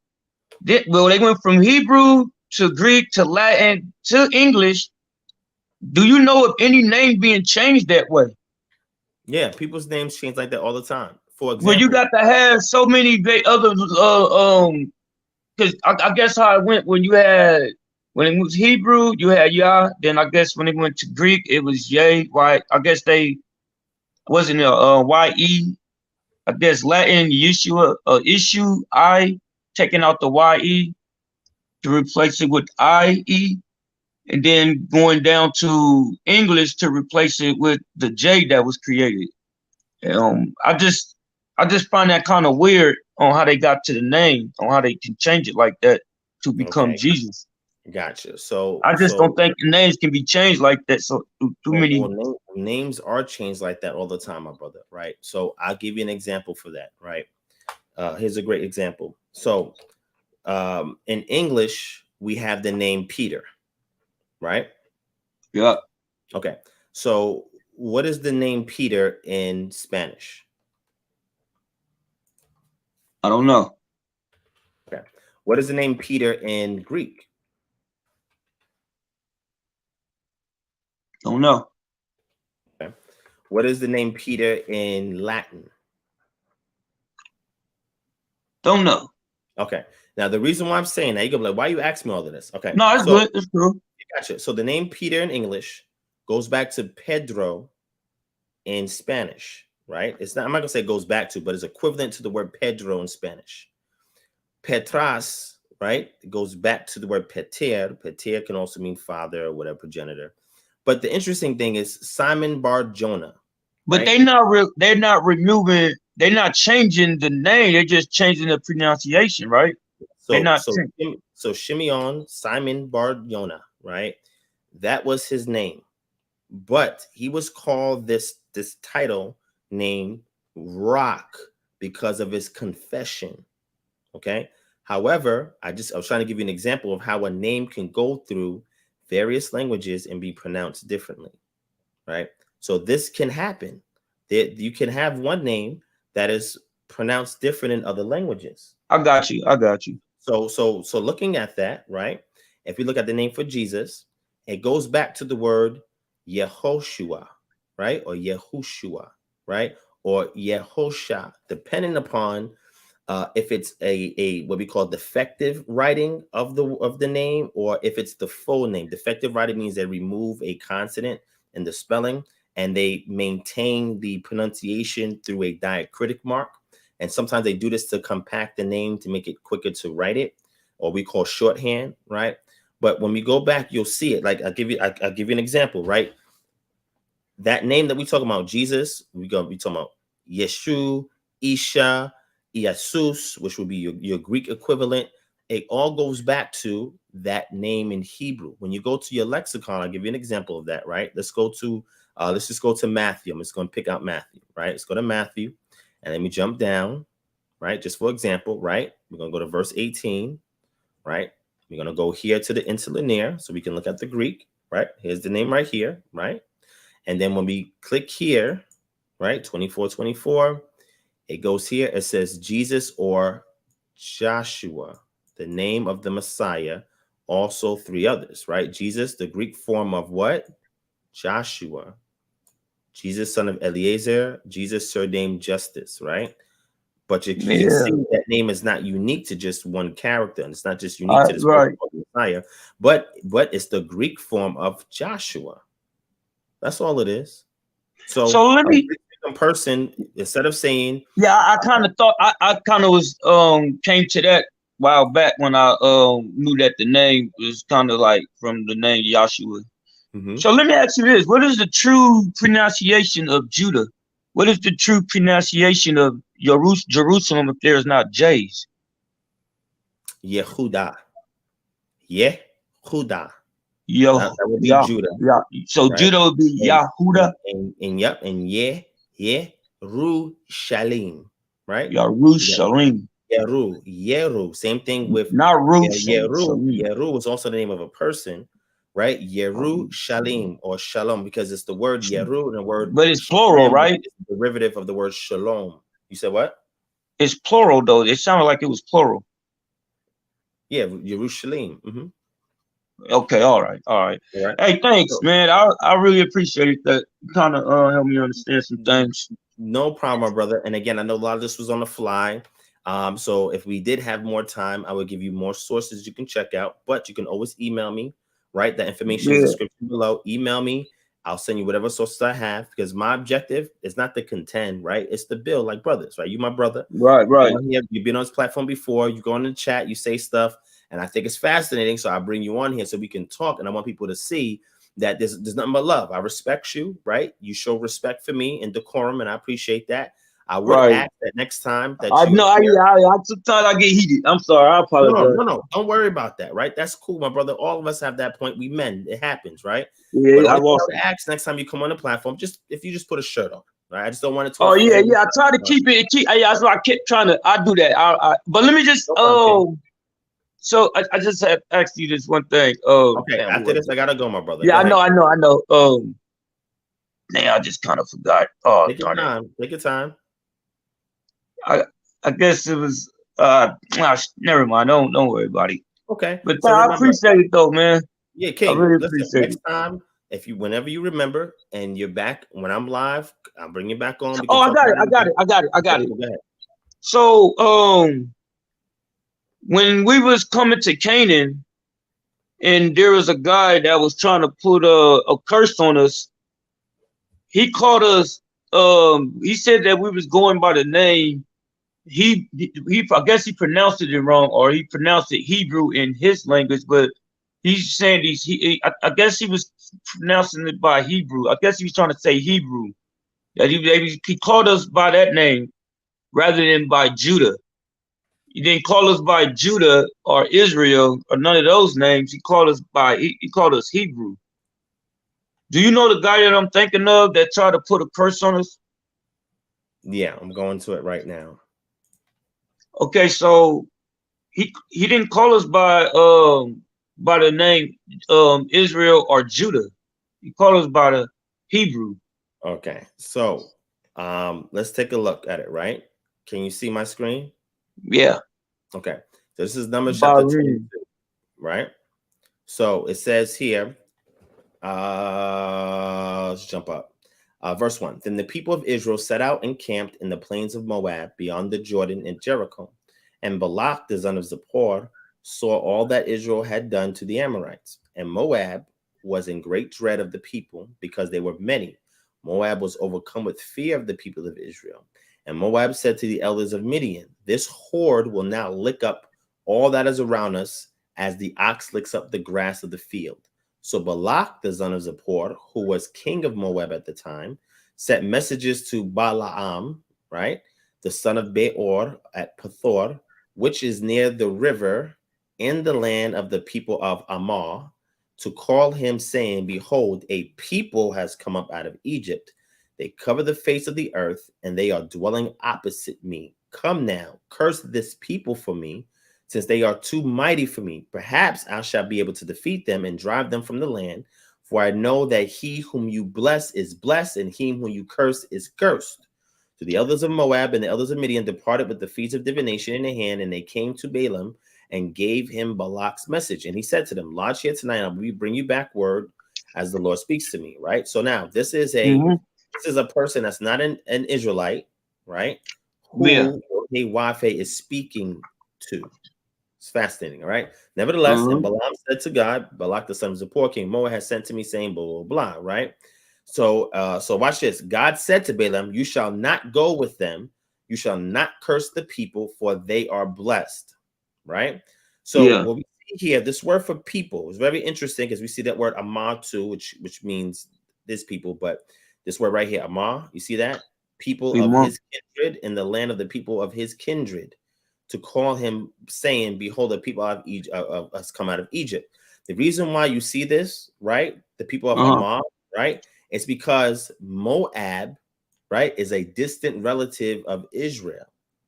Because Moab and Ammon come out of the loins of Lot, right? Through his daughters that got him, their father drunk, slept with him, and had children, right? You'll see that most of the descendants of these contemporaries of the line of Abraham, Isaac, and Jacob, a lot of their contemporaries or distant relatives come about by means of what we called, I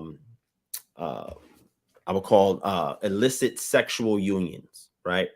But in this case, he's calling them a people, right? That's what he's calling them. But the narrative maintains the name of Israel, right?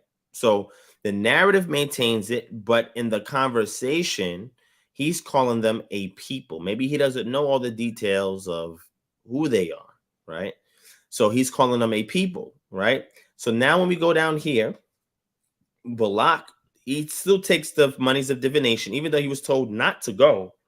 The angel of the Lord came in front of him. The donkey threw him down. He cursed the donkey. The angel opened the mouth of the donkey. The donkey said, "Why did you do this to me?" All of that, Right. all because he was told not to go, and he went anyway. Right? So let's jump down a little further so we can see the interaction. Right? Mm-hmm.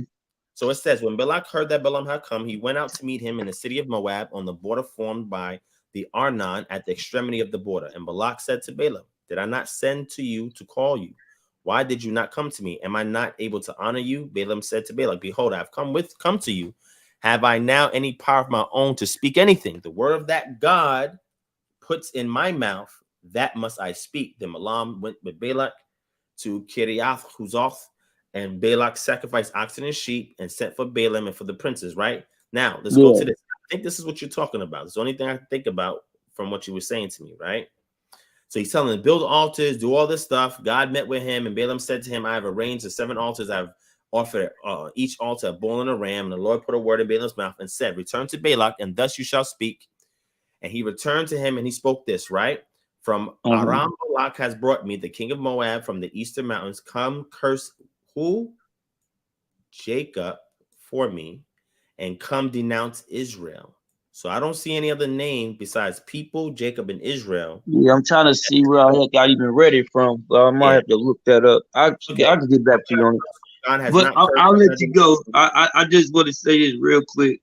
Sure, When you said Matthias, right? Because I'm looking at the many names of Piso, and I'm looking at it says that his father was named Matthias. That's fine. There's a lot of people with that name. Right. So the name Matthias is basically Mark, right? No, Matthias is Matthew. No, I mean, yeah, Matthew. My bad. I mean Matthew. Matthew, right? Matthew. And yeah, I just want to know if you even knew who that is. It seemed like yes, you do. my brother. I'm thoroughly familiar with that. Again, I would be very skeptical and critical of the script. I hear you, but it makes a whole lot of sense. I wish I could remember everything that I only looked at it like maybe once or twice. You don't have to remember it. What I can do, it makes do. Like stuff that I already believe. When I I do a lot of study in the Bible, and I always try to look for the lie, because there's a lot of lies in the book. Well, I'm not going to say I would not call them lies, right? What I would say is, right? Really? Anything that you would call a lie, there's an explanation behind it. It's not. Nobody said, "Hey, let me just write this lie and put it in here." So that's what I'm saying. Just listen to what I'm saying. What I'm saying is, there's no way to prove that somebody knew a truth and decided to deceive an audience. Like you'll be very hard pressed to prove that within the internal consistency of the text itself. Now, are there other things that's going on in there, like things that we have to reconcile historically? Yes, right. That you'd have to do. Number one. Number two, being able to prove like miracles and stuff like that. Yes, that's another thing that you have to deal with, right? Third thing, things that are in there that seem like they're discrepancies. Yes, there are discrepancies there. Are there textual variants? Yes, they exist, right? But none of these things were written to purposely deceive somebody with a lie. There's very okay. All right, let me just say this, because I feel like for them to actually take out the personal name of our Father, who's them, and replace it with who's them? Who's them? Catholic. I could say Catholics. I could start off with them, the Catholic people, right? Okay. So let's say that. So they're taking out the name and replace it with "I am that I am," or they can have you to believe that the word God represents him, when I really think it represents Elohim. And I say that the reason why they even left the word God in there, because I feel like the word Elohim created, I'm just gonna say Caucasian people. I feel like Caucasian people were created. I mean, it's a lot of reasons why I believe so, just mostly from reading the Bible and outside of the Bible. But I believe that that these creations, that these Elohims came when you say words like Yaqub, right? This is language that's typically common of the Nation of Islam and their ideology, where they believe that Yaqub was responsible for grafting and creating what we call the white man today. I know that. I don't believe that. I read that story. I don't believe that. I don't believe that. Wait, I didn't say you did. What I'm saying is, I'm just letting you know, though. There's derivatives of that ideology that is out there. And what I'm simply saying is that there's going to be some difficulty in trying to prove that by means of the Bible. Now, if you go outside, no, and then just about that's what I said. It's not just the Bible, it's outside of the Bible. Stuff that can prove what the Bible was saying about this kind of stuff. It's just hard to prove, to disprove it. Gotcha. When I mean, it's very, very hard to disprove a lot of the stuff that's being said, especially if you're someone with common sense, where everything would make sense to you, or if you're, a critical thinker. To people like that, to where it'll be hard to, let those lies basically be believable, for someone like that, someone that actually do a lot of studying. I do a lot of studying to try to find out these lies.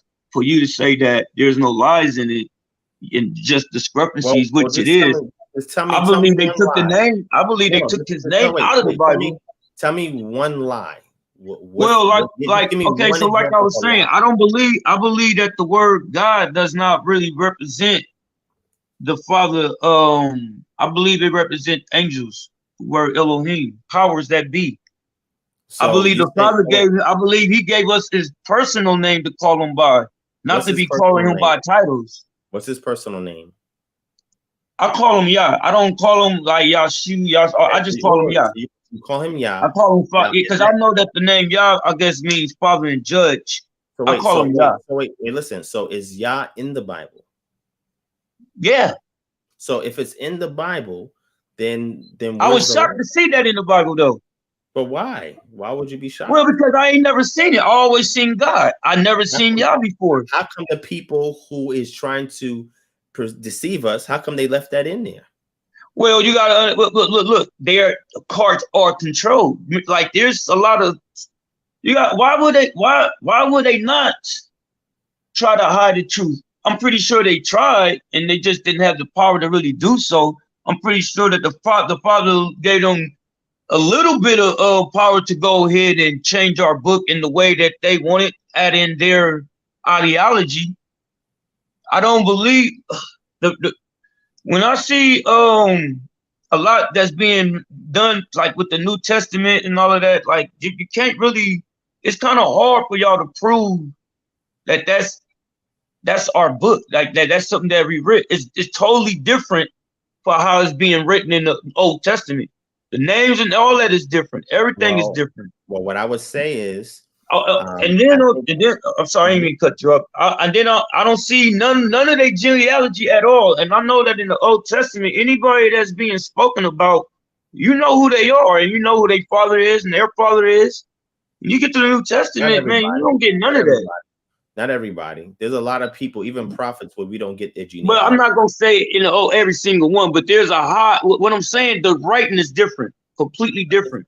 But it's supposed to be, because of the genre is number one, the time period is number two, and things that have transpired between what we call the Tanakh and the first century CE. But we don't say that about the Old Testament, though. But we don't say that it's that kind of change in the Old Testament. Well, there are changes in the Old Testament too. But what I'm saying though, the type of change, like we have a writing style on how we write the scriptures back then. So is Song of Solomon written in the same style as the book of Isaiah? What's that again? Is Song of Solomon written in the same style as the book of Isaiah? Is it written in the same style? You got me on that. I'm not sure. I don't know. Problem. Is the book of Genesis written in the same style as the book of Proverbs? No.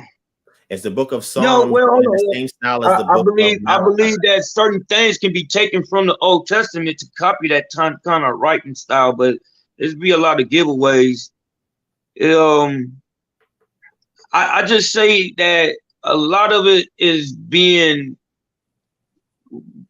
copied from the way that we were written and yet they add their own little ways of writing, having their own way of understanding. I got you. It's just different. I understand. And again, and you're going to see that between different genres of style. Right? So like music has different genres, like hip hop, right? No, yeah, I got you. Pop, rock, classic. So what I'm saying is, so no, I got you. So wait, so check it, right? So the New Testament is the same genre. I mean, it don't seem like it's supposed to be different people that have written it, but it's I guess they do say it's different. I'll take that back. So what I'm saying is different writers, they say. There is tremendous harmony between what's called the New Testament and what's called the Old Testament. The problem is, right, the people who do not see that harmony, they see disharmony. So they go off of that because they already have a presupposition coming into looking at the New Testament. It's not like they're looking at it objectively and they're trying to find harmony. They're already coming in with a predisposed mindset that's, okay, I don't like this book, I don't agree with it. Let me go and find discrepancies, issues, errors. Well, actually, I don't. The way I come in reading it with, like, as if I read it before. Like when I come across Genesis, when it was saying how the waters was how the firmament separate water from water. I'm understanding that it's water being separated from water. So it's telling me that there's water inside of the firmament and water outside of the firmament. So I'm getting the understanding that it's basically telling me how it says that let us make men in our image. You know, I'm thinking the Elohims, and then when I come across, you know, this where the second Genesis where the Father is speaking, these are different understanding from what the church is saying, and with a lot of, you know, Hebrew brothers out on the streets and it's saying. Like, I don't come in with other people's understanding. I understand. So, and I'll give you credit for that, no problem. If you ever want to come back and have a conversation on these things that you don't like, for the fact that you don't see a lot of harmony or consistency in what's called the New Testament with the Old Testament, we can have a separate conversation about that, which I don't mind. All right. There are some great references, I could share with you in the interim. But what I want to say is I want to thank you for coming on. Yeah, thanks, man. No problem, my brother. You know what I'm saying? I appreciate you as always. If I ever made any comments about you that was offensive, my bad. You know what I'm saying? It's not my intention. Sometimes, hey, look, I gotta say this. It's in wicked times. There's a lot of evil in here. No, my brother. I understand, but I do it to bait you into these type of conversations so we can build like brothers. You feel what I'm saying? Yeah, I'm gonna make a promise to not do that, to not let my frustrations or just, you know, or anger get to me. I gotta rework on that. It's okay. So that will take time, right? And again, if you need some counseling or some support, most definitely. Me and my team would be more than happy to look out for you, my brother. You have a lot of potential, and I stay in touch, man. Hate to let anything get in the way of that. And the one thing I like about you, I mean, my brother, they help me grow, man. I mean, for real, it's not a lot of us. You know, where you located? I'm in San Francisco, California, Bay Area. I know people. We got people in the Bay Area. You know what I'm saying? Which may not be too far from you. But the point I'm saying is, I just want to make sure that you're grounded, because I like your critical mind and being able to analyze things and determine, okay, well, I'm kind of skeptical about this. We need more brothers to think like that, so that way they can reason better with their position. I have no problem with you asking these questions. Continue to ask questions, but make sure there is a solid foundation. And if you're unsure about something, like some of the questions you asking, again, I'm more than happy to help you, right? If you look down below, there's a link that you can click on. You can schedule a one-on-one conversation with me, and you could just talk and we could chat, right? But going forward, if any other questions you have that I can't answer, email it to me and I got you. Or if you want to have another dialogue like this, I'll afford it to you on a future live stream. Okay, my brother? Yeah, man. Hey, y'all bless you, man. May y'all bless you, man. Real, you and your family, man. Anytime, King. Anytime. Thank you so much for your time. I'm gonna keep you in my prayers. And thank you for this dialogue, my brother. All right. All right, man. You have a blessing. Shalom. You too. All right. I don't want to hear y'all say nothing bad about my brother again. I know I've said some things about him in the past. You know, I didn't really disrespect him, nothing like that. But we had some differences because of chat. You know what I'm saying? But when we came on, We had our build. Everything was kosher. You know what I mean? So anyway, with that, hopefully y'all enjoy that discussion. I thought that was pretty fruitful. You know, I always strive to be patient because I want to show the person I'm speaking to that I actually that I'm sincere and I do care about what they're saying. It does have some merit, at least their the reasoning for their questioning, and that I appreciate it, right? And I don't want people to automatically write people off because they disagree, but to open up dialogue, right, and to engage, right, and confront certain claims and assertions that's being made to the best of your ability. Because, like I tell you all the time, the only L I take is learning. That's it. There's no way I can lose by having a conversation with somebody, right? Either I teach and edify them, or they teach and edify me. That's just how it happens, right? Even if there's a sharp disagreement or contention, that's fine. At the end of the day, I try to make sure that things are ends off in a brotherly spirit, right? I try to talk to people with respect, etc. And this is something that we all can do, right? And when you do so, right, you'll see the truth comes out when you approach things in that manner, right? And we know let me give you a scripture, right? Let me give you a scripture, right? Check this out.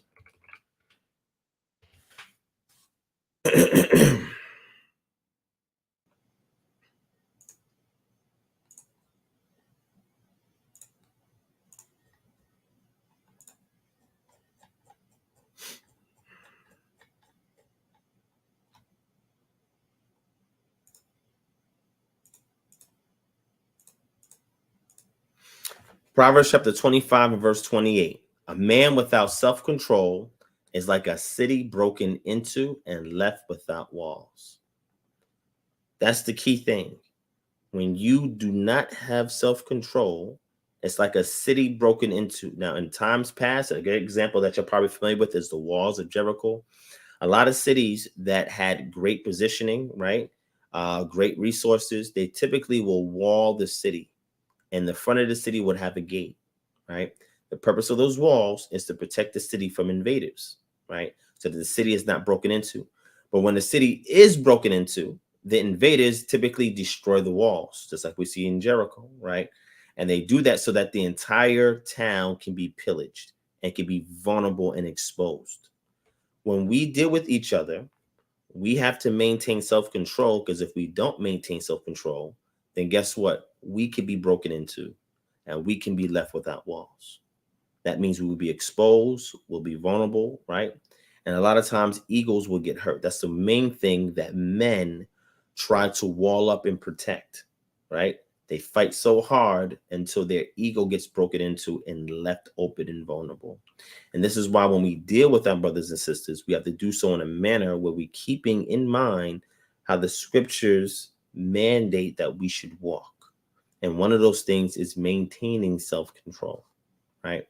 So in my patience with the brother, I understood just by speaking to the brother that, you know, he would be all over the place, because, you know, that's some people, that's how their minds work. They work very fast. Sometimes when I speak, my mind is everywhere, right? I try to be linear, but sometimes it can go in a million different directions. So I understand that we can't have two people doing that at the same time, because then all of y'all would be confused. That's not the objective. But the most important thing is to understand that when we're talking to a brother or sister, it's good for us to keep calm. Proverbs chapter 16, verse 32. He who is slow to anger is better than a warrior, and he who controls his temper is greater than one who captures a city. Because ruling yourself, right, is greater than you ruling anything outside of self. Self is the biggest battle, right? We see that in Romans chapter 7, a little bit of insight into that. Self is the biggest battle, right? So ruling self is the most important thing. And when you are slow to anger and you can rule your own self, you're stronger than any physical warrior. Let that sink in, right? So if nothing else was demonstrated on tonight, it was how we should carry ourselves in dialogue. We should see any ops as a brother first. And if we maintain that disposition throughout the discourse, then we may gain one. Let me give you another scripture. Okay.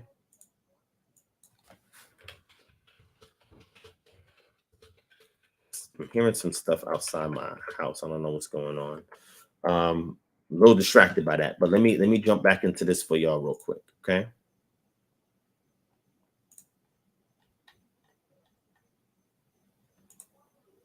Let me not get distracted. All right, let me jump here.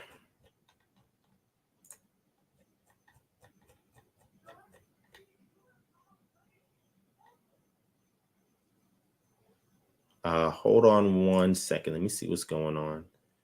Hold on one second.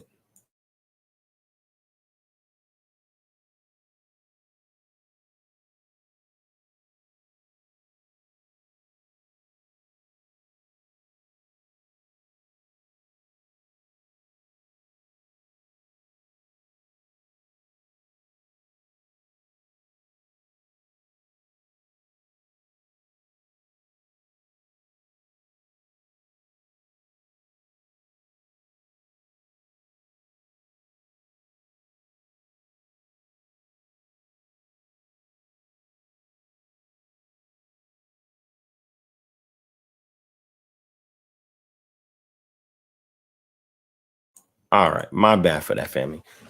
So Proverbs 11, chapter 30, the fruit of the righteous is a tree of life, and whoever captures souls is wise. And that requires a lot of self-control, discipline, and being able to actively listen to what the person is saying, right? So with that being said, I know there's a lot of stuff in here. I know there's I don't know, y'all saying a lot. Thank you, Shachar Yaraya, for the donation. I appreciate that.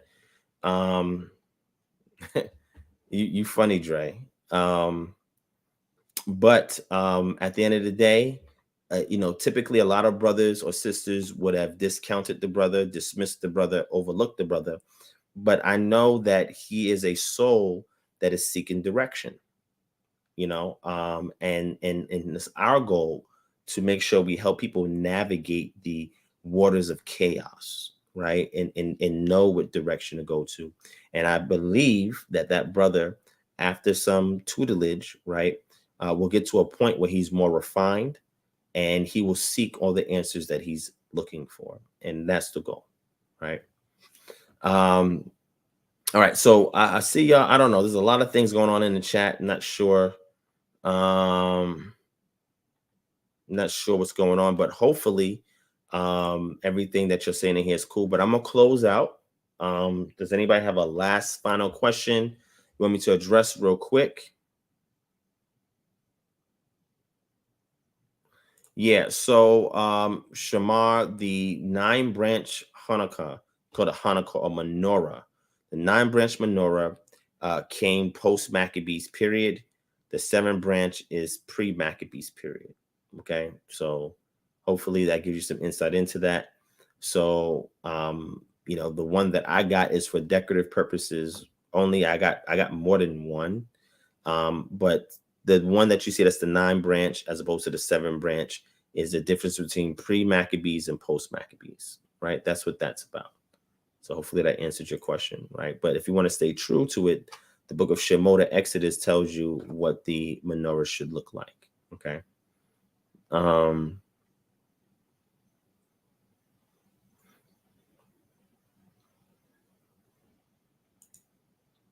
What was your religion called back in Moshe's days? Peace be upon him. What? There was no religion back in Moshe's days. What are you talking about? Religion? Ooh, I'm not sure what you mean by that. All right. So COTD, Shalom, Cellular Cosmogony. Yes, I'm familiar with that. Especially if you look at a cell itself and understand how the cell works and functions. Again, I'm into health. I like a lot of immunology I deal with. So I'm very familiar with cellular biology. So yes, I'm familiar with that term. I've looked into that maybe about 7 years ago. And yes, if you do look at it, it does mirror that. So that there is some truth to that. Okay. All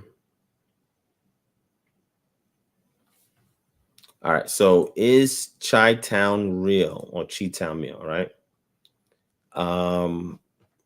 Brother Divine, do you believe or read the New Testament, Renewed Covenant? Because if you do, you'll be able to tackle a lot of these questions and not being denied of Yahshua being existing before creation. So are you asking me, do I believe or read the New Testament?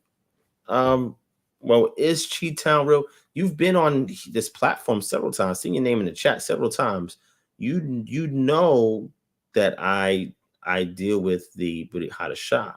Like I have tons of lectures on this too. So thank you, my brother Elkham Barlow. There's a lot of content on there. So family, a lot of things that I say, I have tons of sources on there, resources that's mine or that's others, that's on there, and other tools and all types. If you want to learn the language is on there, paid Bible study software is on there, links, exclusive links to sites that I have to pay for is on there, books, articles, news, updates, exclusive videos. I have tons of content. I have over 725 posts on there, and I continuously add to that frequently. So there's a ton of content. That's why we call it the 24/7, 365 after party. Because once this goes off, you can always go to the Patreon and go through the several years worth of content that I've loaded on there. And I'm telling you, there's so much content on there that you can't even consume it maybe in the next 5 years or so at where I'm at now. But 5 years from now, I would have added 5 years more worth of content on there. There's tons of stuff on there, right? So we never leave our audience clueless. We always point them back to sources outside of me, the speaker, so they can go and verify and validate anything that's being said here, and or bring correction if necessary, or insight to me if necessary, which I appreciate, right? So all those things is great, and this is why I implore you to go and sign up for the Patreon, so that way you can get more information than what's coming across the airwaves right now. Okay. But I don't know, Malcolm, I don't know what's going on there. You said Yahwehism didn't exist. Where is that word mentioned at in scripture? You must be talking about JIB, right? So JIB is correct. Maybe you don't know what he means by that. Maybe you should go back and research that, Malcolm. If we had more time, I would bring you on, but it's already over 2 hours. But what you can do, Malcolm, since you're here, dialogue with us at 2 o'clock or 2 a.m. in the morning Eastern Standard Time, which means you must really like something about the content on this channel. Thank you for being here. We appreciate you for being here. But if you want to speak about this, because I'm thoroughly familiar with Islam, tons of content. Matter of fact, family, if you, let me show you a book. Everybody in here, right? I even got James White book back there on Islam, right? But anybody in here, if you really want to know the history of the Quran and history of Muslims, right, in Islam, not only did they go to the Nabatean, which is important, you got to know the Nabatean, because that is the language that comes before we get our what we call our Arabic, or the classical Arabic of the Quran, right? That's why there's some words in the Quran that are loan words. The Quran has loan words in it. And the Quran also has transitional words in it that Muslims don't even know, because these are archaic words that comes from the languages that preceded the classical Arabic that we have today. And you got to go into Nabatean. And if you don't know the Nabatean, and know that these people grew converted to Christians before Islam even came on the scene, and that Islam's contacts with Syriac-speaking Christians has heavily influenced, and there's a reason for that. It's all historical. Let me give you some books to read on this, because when we have Muslims come in here and they ask these type of questions, we got questions to ask you. What about the loan words is there in the Quran? How you deal with loan words in the Quran? How you deal with the history of the Nabatean Christian converts and the Syriac-speaking Christians coming into contact with the people in that region before Islam even came on the scene? Muslim means one who submits to God.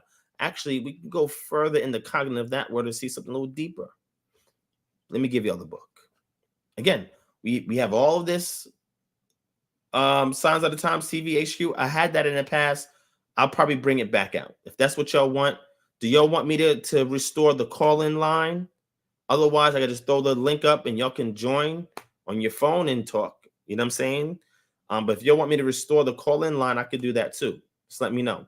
But let me show it to you because, again, the Patreon is fire.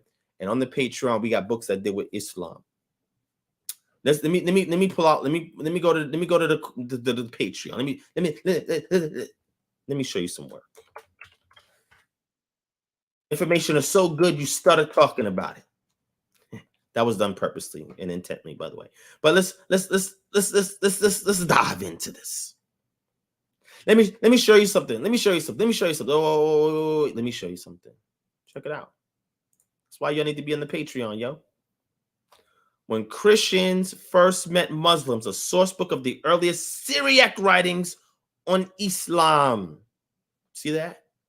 Ooh, that's fire right there. But we're not done. Let's keep going. Let's keep going. I'm going to show you some stuff. I want to show you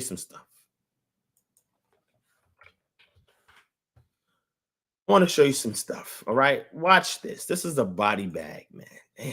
You know what? I'm gonna bring Malcolm on next time, and we're gonna have a nice little dialogue with him. I don't know. He ended up in the right place. The foreign vocabulary of the Quran. Dang. Quran is supposed to be a perfect book recited by the angel Jibril to Muhammad, peace be upon him. Right? Why is there foreign vocabulary in the Quran? Huh? What? What was? Oh, okay. Okay. All right. Okay. I'm just saying, hey, I didn't write this. I didn't write it. But let's keep going. This is, this is, I'll be having some stuff for any kind of dialogue, debate, or discussion. And you know what? I share it with my patrons because the patrons are the people that are serious about the study. See, we got to filter out when we do this free content. Everybody and their mama is here. But when people are serious about learning, they put their money where their mouth is. They support this ministry by going to the Patreon, and we give them all this content. So when people come in here with those questions,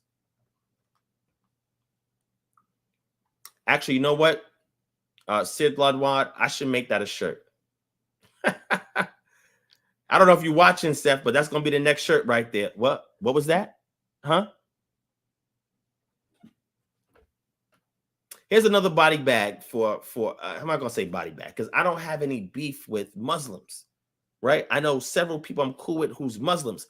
I like Islam. Islam has a lot in it. When I research it to the core, I'm like, yo, this is insightful, good stuff in it. However, you can't come in here and bang. You can't do that.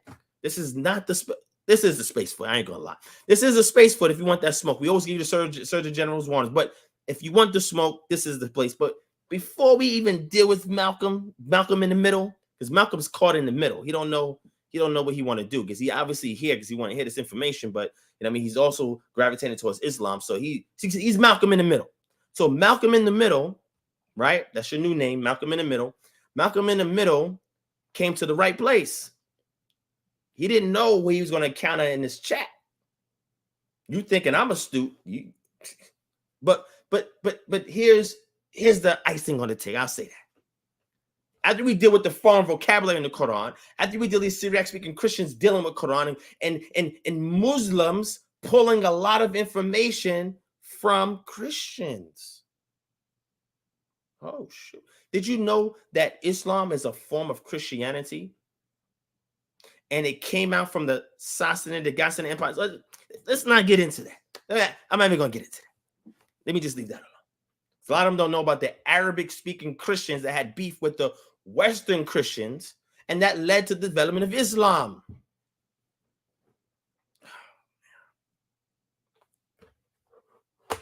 All right, so let me show you this last source. Come on, let me pull it up. Let's deal with it. We're just going to deal with it.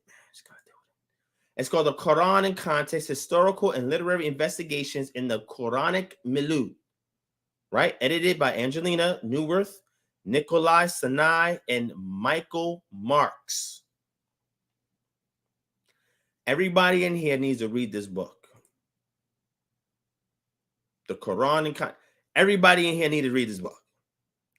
When you read this book, the type of questions you ask must see. Look, the way we teach stuff, I give you sophisticated questions to ask somebody.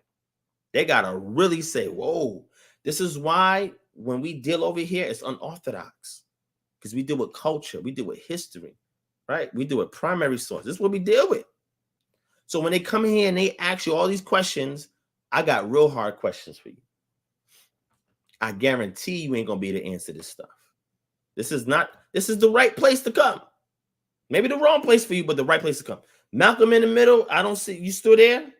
You missed my last statement. So 2 books with the exact same cover. Is this guy, maybe he doesn't understand how publishing companies work in the world of academia. Maybe he doesn't understand that. So I'm excuse that as gross ignorance. You don't know what you're talking about. So because the covers are similar, you know this because they're from the same series that's put out by the same publication. Malcolm in the middle, what are you talking about? Malcolm in the middle, don't make me crack open these books right now and bring you on this stage.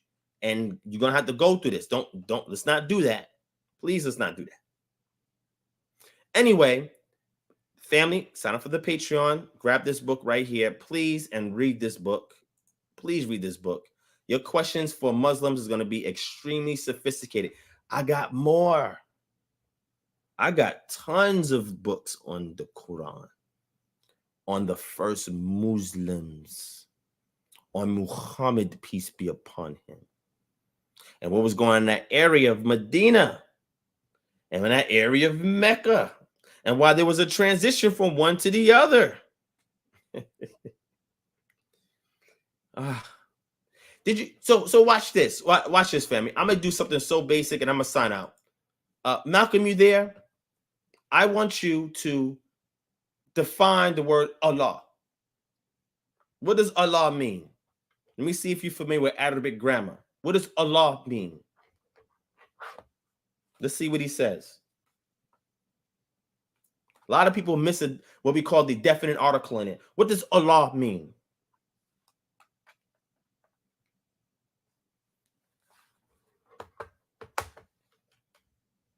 I understand you listen to others and have no solid research. Well, then you must be a newbie here, brother.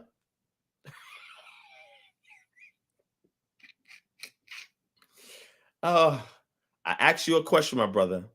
What does Allah mean? That alif prefix is an article, sir. Tell us what Allah means. Malcolm in the middle. Tell us what Allah means. I'll wait. Translate Allah for us. Give us the semantic value of the word Allah.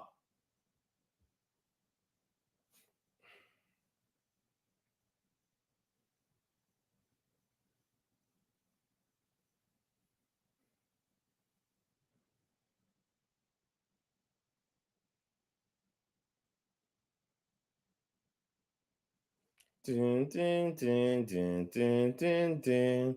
Dun, dun, dun, dun, dun. Dun, dun, dun, dun, dun, dun, dun, dun, dun, dun, dun, dun. Dun, dun, dun, dun, dun, dun, dun, dun, dun. Dun, dun, dun, dun, dun, dun, dun. Dun, dun, dun, dun, dun. Dun, dun, dun, dun, dun, dun, dun, dun, dun, dun, dun, dun. Dun, dun, dun, dun, dun. Dun, dun, dun, dun. Wow. Fascinating. You see how he's not answering the question? He does not know. Most Muslims do not know because they have dogma. They don't know what it means. So just for this conversation, well, Kevin G, the alif prefix article, how does that add to, and shout out to Kevin G, it's my brother, how does that add to us translating the word Allah? Because you got Allah, what you get from Syriac, right? But what I want to know in Arabic, right? When you deal with the grammar of Arabic, alif prefix to something means something. Just like in Hebrew is ha, Adam, which we saw earlier, etc. Tell us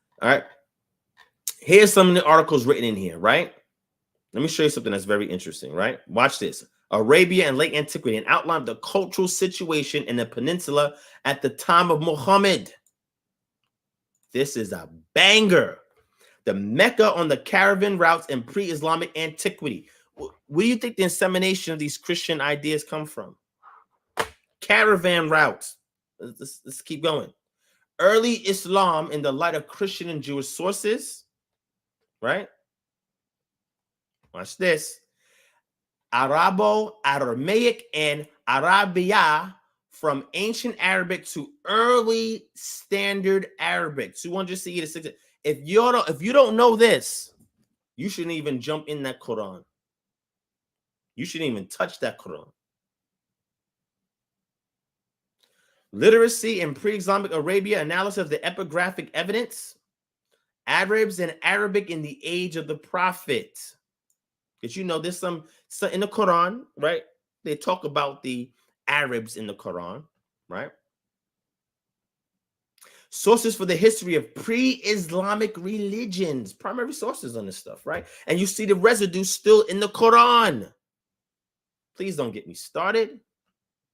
Why are y'all doing this? The Quran as process. This right here is a body bag. This book has over 800 pages. I read it from front to back. I'm showing you the ones that's fire. There are other ones in there too if you're interested in this type of stuff, but this is crazy. The House of Abraham and the House of Amram, genealogy, patriarchal authority, exegetical professionalism. That's interesting too, right? Glimpses of what? Mariology in the Quran. Oh, what? The seal of the prophets. This is an interesting phrase, idiom that we find in the Quran. Towards an understanding of Muhammad's prophethood. Bruh, when we talk about the Quran, this is the stuff we're dealing with. This another fire one. Islam in its Arabian context. Yo, do you really want to have this conversation? Wait, let me go back. I gotta be serious now. Do you really want to have this conversation? Let me know if you really want to have this conversation. You still here? Malcolm in the middle. You still there, my brother? I know in Islam we are more focused on Allah than tribal matters, but if you can't even translate Allah appropriately according to Arabic grammar, then you shouldn't even say nothing about that. But nonetheless, all I'm asking, my brother, do you really want to have this conversation? Because what I just showed you is one thing. I've tons more where that came from. Wait till we get into that foreign vocabulary in the Quran.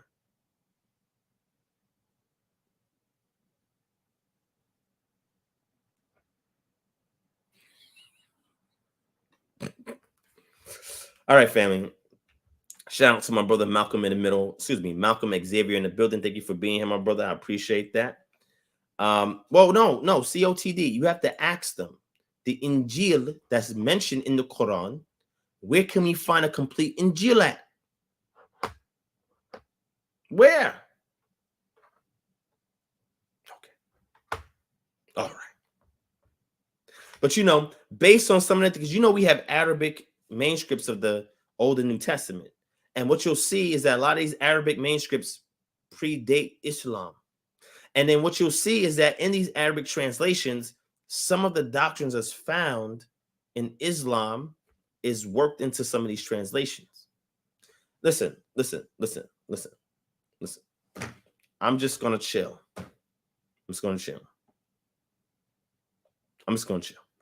John and Dorsey, yeah, I say he's in between Islam and being on this channel. You want to be an Israelite, but he's too wrapped up in Islam, and it's okay. It's okay. Some people gotta is there. One foot in, one foot out. It's cool. It's all right with that. I'm just trying to see if he really wants to have this dialogue. Like I said, I'm just not going to strictly stay in the confines of theology with you, my brother.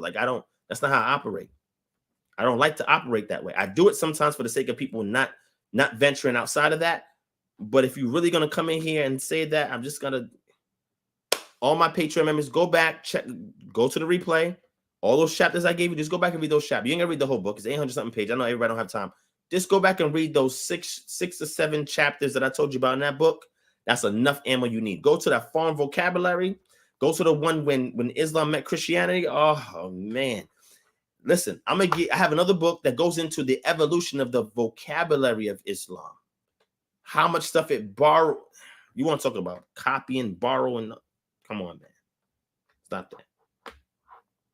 Okay. All right. With that being said, family, I love you guys. Have a peaceful evening or morning. Thank you for spending time with us here. Those of you watching on the replay, thank you so much for taking time to watch. Please thumbs up the video. Thumb up the video if you're enjoying the content. Share the video as well so we can get it everywhere. And if you're brand new like you, Malcolm, hit that subscribe button, hit that bell notification, go back and check out the archives. Because for you to say that I only get, you said something about me only getting stuff from other people or something like that, you may not be familiar with my original work. A lot of it is in written form, in papers, and a lot of it is in my lectures that I've done on this channel. I have tons of original stuff on here. But when you do real research, you have to build upon the foundation that was laid before you got here, which means I got to cite other sources.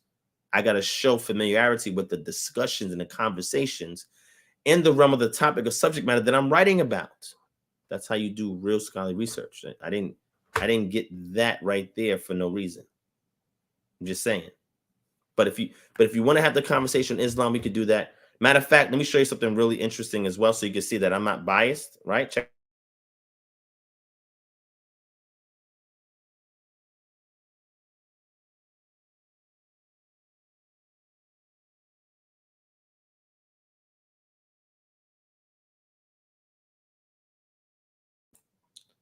From our beloved Dr. James R. White, what every Christian needs to know about the Quran, right?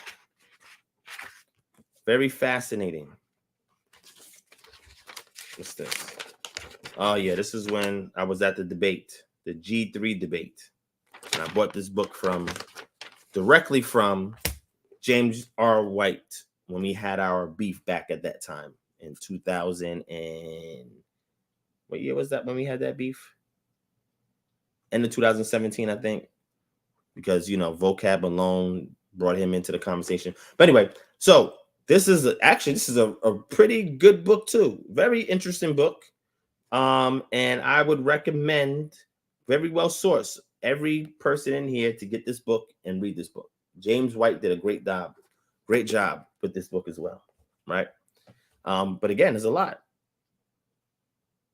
So, Xavier, if that's the case, my brother, stick with the scriptures.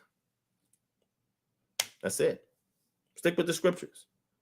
Trust me, you're not missing anything by leaving outside the scriptures. Stick with this. If that's the case, stick with the scriptures. All right? All right. So with that, family, I appreciate y'all. I love y'all. I'm going to go get some rest. We'll be live again next week. Freestyle Friday. I'm going to aim to do it for y'all next week. And then I'm going to try to go live again during the week for one of our light work sessions as well. So stay tuned for that. But again, I have a lot going on, you know, but I'm trying to maintain it, get back in the flow of things so I can continue to produce more content for y'all. But again, keep your eye on the Patreon. Tons of stuff is on there. Follow me on Clubhouse because I'm active on there as well. That's at DivineProspect. And make sure that you hit there was something in there. I keep forgetting what it is, but something in there that you hit so that way you can be notified every time that I'm in a discussion or dialogue. Those of you who follow me on the Clubhouse, you see how we give it up. But I'm active on Clubhouse. I'm active on here, and I'm semi-active on my other social media handles. But if anybody here wants a dialogue, one-on-one discussion, click the link in the description below. If you want to join KHM, you can feel free to do so as well. That link is down below as well. And you can patronize us through other means as well. There's a thanks button on here. For those of you watching the replay, you can click that. Send a thanks sticker to us if you want to donate to the ministry, or if there's anything that we can do to serve you, email us at kingdomharbinger@gmail.com. I appreciate all the support, the prayers, and the insight that I received to everybody that I got you, Warfare Rebirth for Nation. I didn't say to die as a Christian, but anything else that we can do to serve, we're here to help. Because we're here, this is what we're here to do. We're here to serve. Any questions I can answer, I'll do my best to do so. But for everything I've received so far from you guys, I'm appreciative of it. Thank you so much for it. I'm going to go get some rest. I see you guys on the next live stream. And I love you guys sincerely. And again, let's deal with each other in love and in equity and in patience and self-control. And when you do so, you'll be able to see more about yourself in that moment than you ever did in your entire life if you exercise control in the face of adversity and opposition. All right? Love you, family. Get some rest. I appreciate y'all. I'll speak to you again. Peace and shalom.